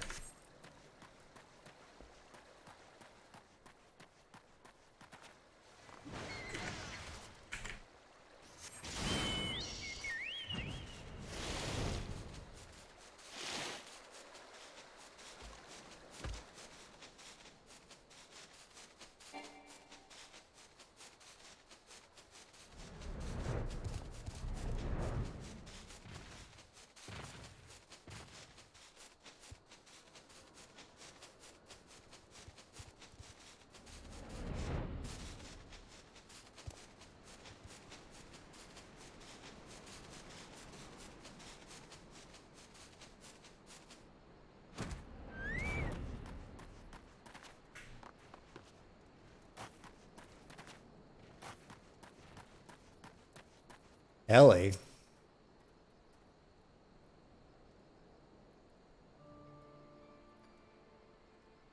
Have you seen my parents?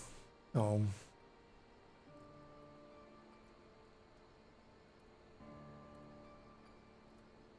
They told me to stay here with the others. They said they'd be back soon, but it's been days. They left with the man from Ul'dah. The man said they were going to change everything, make it so we could live inside the walls with everyone else. I liked it when he said that. I didn't like it when he talked about making rich people pay. Everyone looked so angry, and I got scared. Say, mister, are you looking for someone? Looking for someone who's stirring up trouble. You mean the man who left with my parents? But I don't know where he...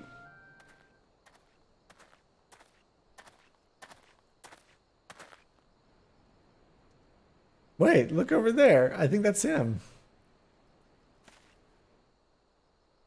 Well now, which of these gullible fools shall be my next victim? Mistrustful merchant.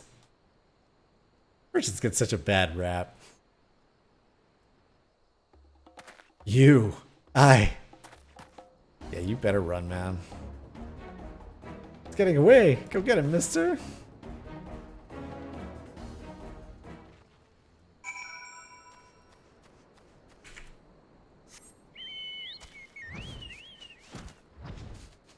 I'm going to hunt him down. He's not getting away. Especially if he orphaned that child.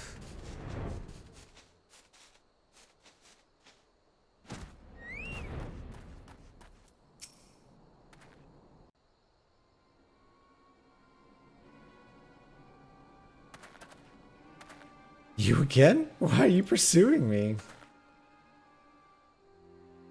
Sedition, treason, revolution? That's preposterous. Who has filled your head with these lies? Refugees? The selfsame refugees who terrorize the streets of Ul'dah. Ah. You have no evidence to prove your accusations. None. No, I will not accompany you to the Hall of Flames. You have no right to detain me. I mean, for the sake of argument, let's say I did do the things you claim. Surely you don't think I'd give a kickerid's arse about politics. It was business. Only business.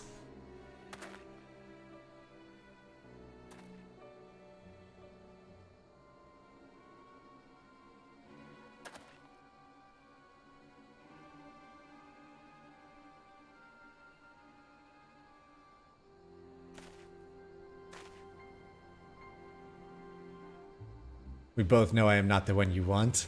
However, if you agree to protect me, I swear I shall tell you everything. Well, that was fast.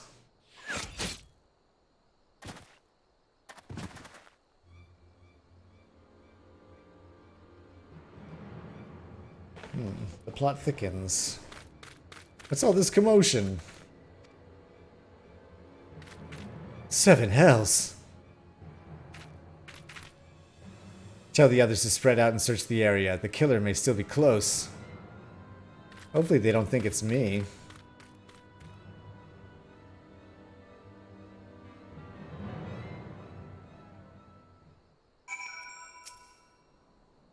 Hold, adventurer. I would know more about your relationship with the victim, as well as the events leading up to his death. This man was responsible for the recent riots? Mayhap we owe his murderer a debt of gratitude. In any case, it's obvious you are not the one whom we seek. You may carry on with your investigations, Scion.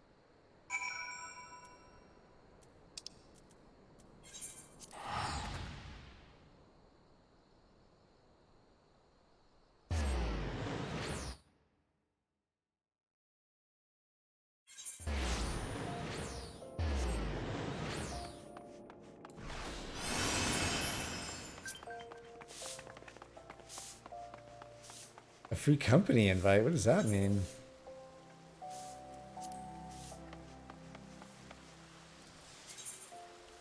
You're in a free company. Start by changing your chat mode to free company and greeting the other members. Selecting free company from the social section of the main menu will display the free company interface. Here you can view company, member data, messages, and other important information. Depending on your rank, you may or may not be able to access certain features as promoting current members or inviting new players. Company members participate in various duties around Eorzea. They will not only earn experience points for themselves, but points to their free company as well. Company points are earned, the free company will increase in rank. As rank increases, new features such as crests, and company chests, and housing become available.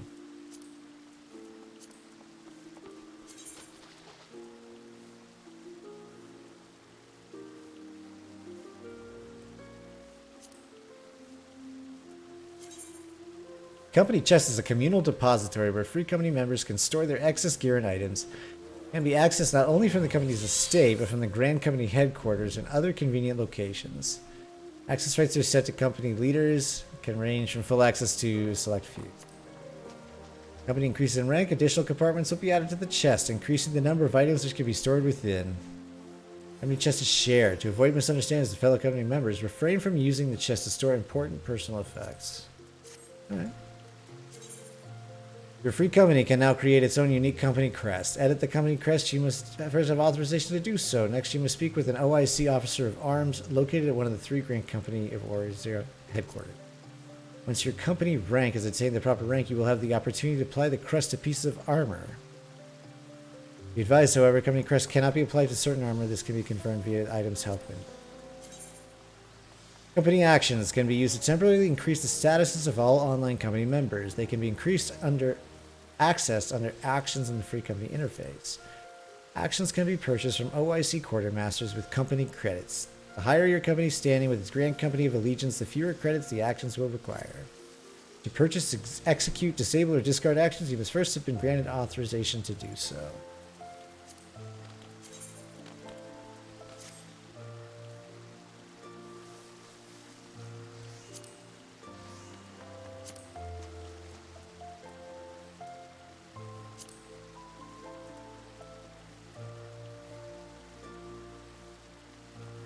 Alright.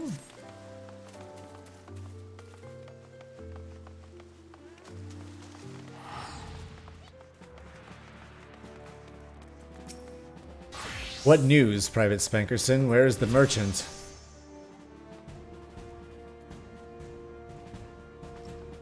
Murdered? Damn it all to 7th hell. He was not simply murdered, Private. He was silenced. Too many knew his face, and he was ready to divulge his secrets.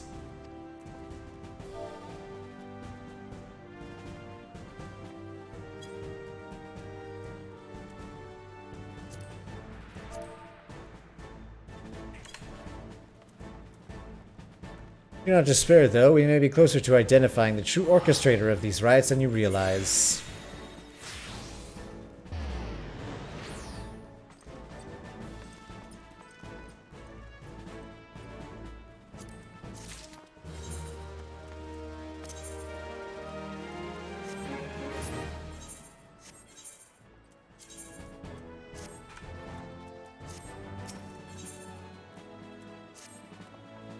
The Flame General left word that you were to proceed to the Fragrant Chamber as soon as you return. He wishes to discuss your recent discoveries, as well as the results of our own investigation. Master Alphino has already been informed and should be waiting for you outside. Pray proceed to the Royal Promenade with all haste and speak with Bartholomew.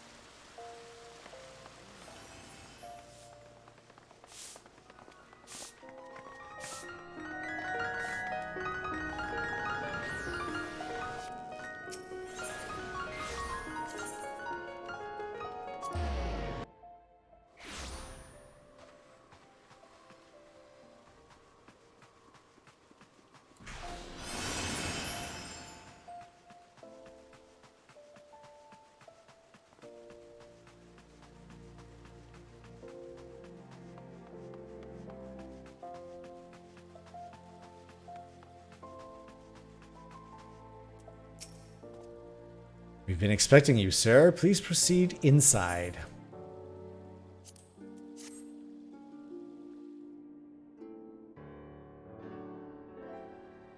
Commander Swift has kept us apprised of your recent activities. You've made great strides towards quelling the violence. Despite our best efforts to determine what provoked this uprising, the truth continues to elude us. Have you uncovered aught which might shed some light on the mystery?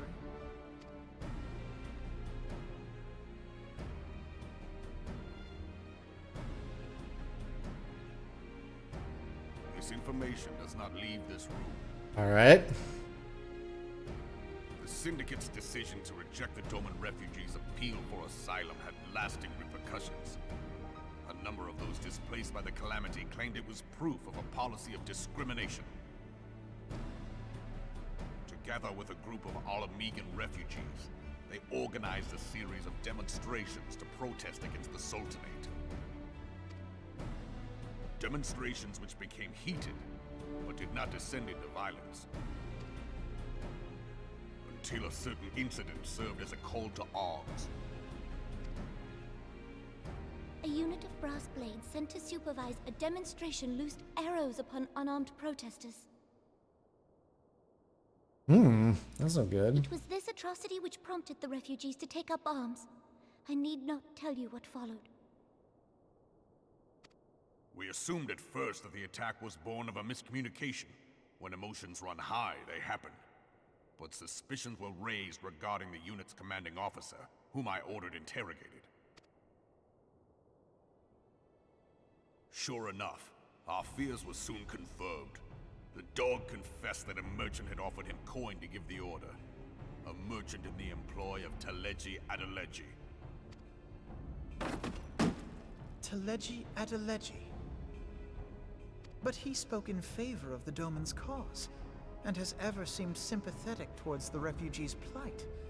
Why would he do such a thing? Know you of the Cartano Reclamation Bill? It is a proposal to annex the Cartano Flats so that refugees may establish permanent settlements. When last I looked, that was disputed territory. Aye. Some might even call it a battlefield.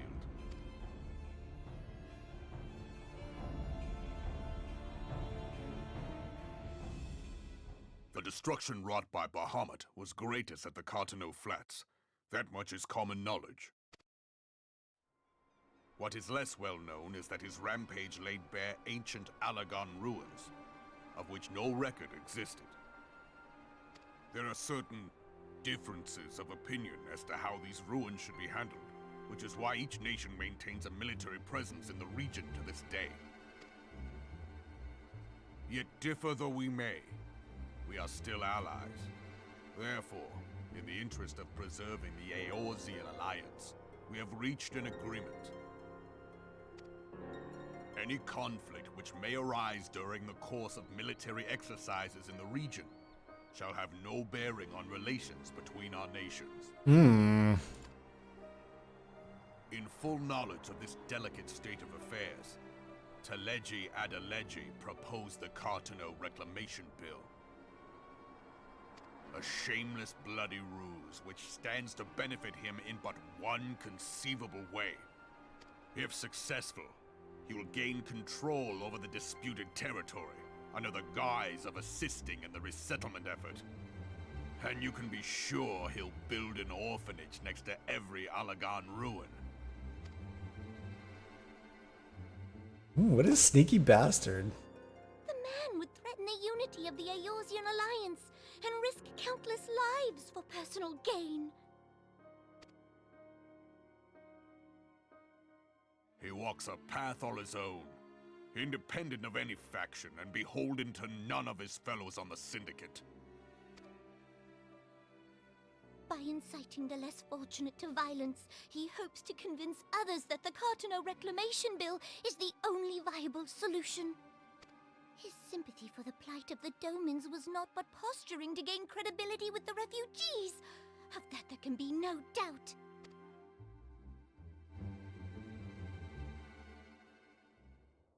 Forgive me, but what could possibly motivate Teleji Adeleji to go to such lengths? What is so special about these ruins that he would risk his position on the Syndicate, and, most likely, charges of treason against the Sultanate? Omega. Pardon?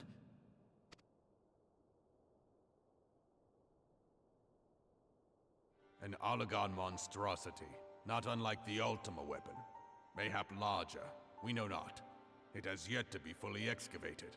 Alagon inscriptions indicate that it was created to fell Bahamut himself. If accurate, it might explain why Nail Van Darnus chose to bring the Red Moon down upon the Cartano Flats. Given the ends he went to ensure Eorzea's annihilation, Destroying the one weapon which could stay the Elder Primal may well have seemed like good sense. When first I bore witness to the power of the Ultima weapon, I doubted the evidence of my senses. And now you tell me there is another such weapon. One which could contend with Bahamut. Bahamut! Aye, we were skeptical ourselves. Truth be told, until the Ultima weapon's existence came to light, we thought the inscription had been mistranslated. At present, Omega is more akin to a fossil than a tool of war, having long since ceased to function. As such, its true potential cannot accurately be gauged. However, if someone were to restore it, as the Garleans did the Ultima weapon, I have little doubt that he would wield untold power. Power enough to subjugate Uldar like as not, and the rest of Eorzea besides, which is doubtless why Teleji Adeleji yearns to have it. That he should aspire to world domination. He who has ever walked 2 paces behind Lord Lolorito in matters of commerce.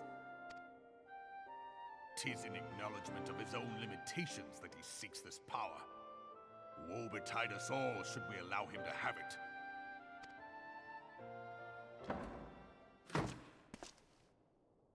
Pray waste no time chasing rats. Only a fool would believe that secrets can be kept in Uldar. It would seem the implications of the Sultanate's refugee problem are rather more far-reaching than we assumed.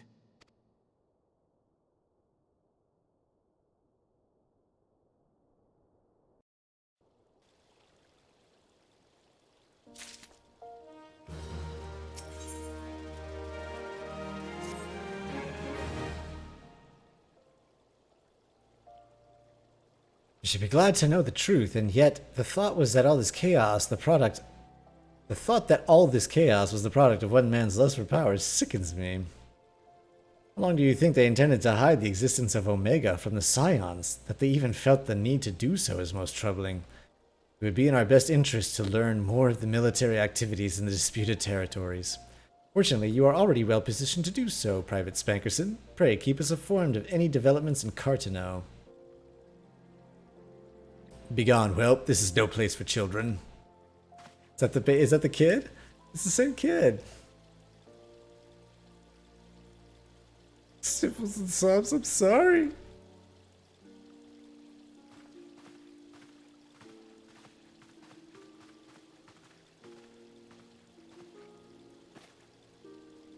I was looking for you, mister. You said you were looking for the man who left with my parents.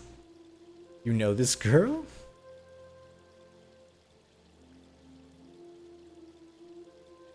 So he visited Stone's Throw as well, I see. Did you find the man? Were my parents with him? They were not, I'm afraid. However, I can think of several places they might be. If you like, we can go and look for them together. Really? You'll help me look, mister? Yes, of course, but first I must needs finish speaking with my friend. He's telling me a secret, you see, so no one else is allowed to listen. Mayhap you could wait for me by that pillar over there? We require but a moment. Okay, mister, I'll be waiting.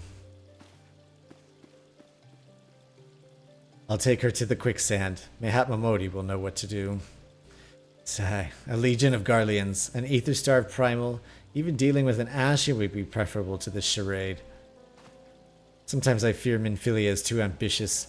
We rush hither and yon in response to threats as they arise, without concern for the strain it places in our limited resources, and ourselves.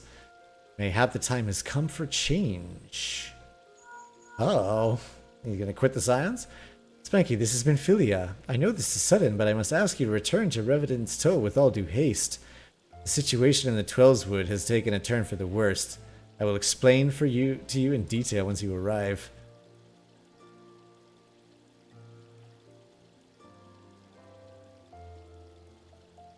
The Twelveswood? Then the primal threat she spoke of before has been confirmed. I received no reports of Ixali activity, which leaves the Sylphs? Go, Spanky. You know as well as I that the appearance of a primal takes precedence over all else. Oh, and when you arrive, do inform the antecedent that while I am grateful for her concern, she needn't fear for my safety. I am more than capable of protecting myself.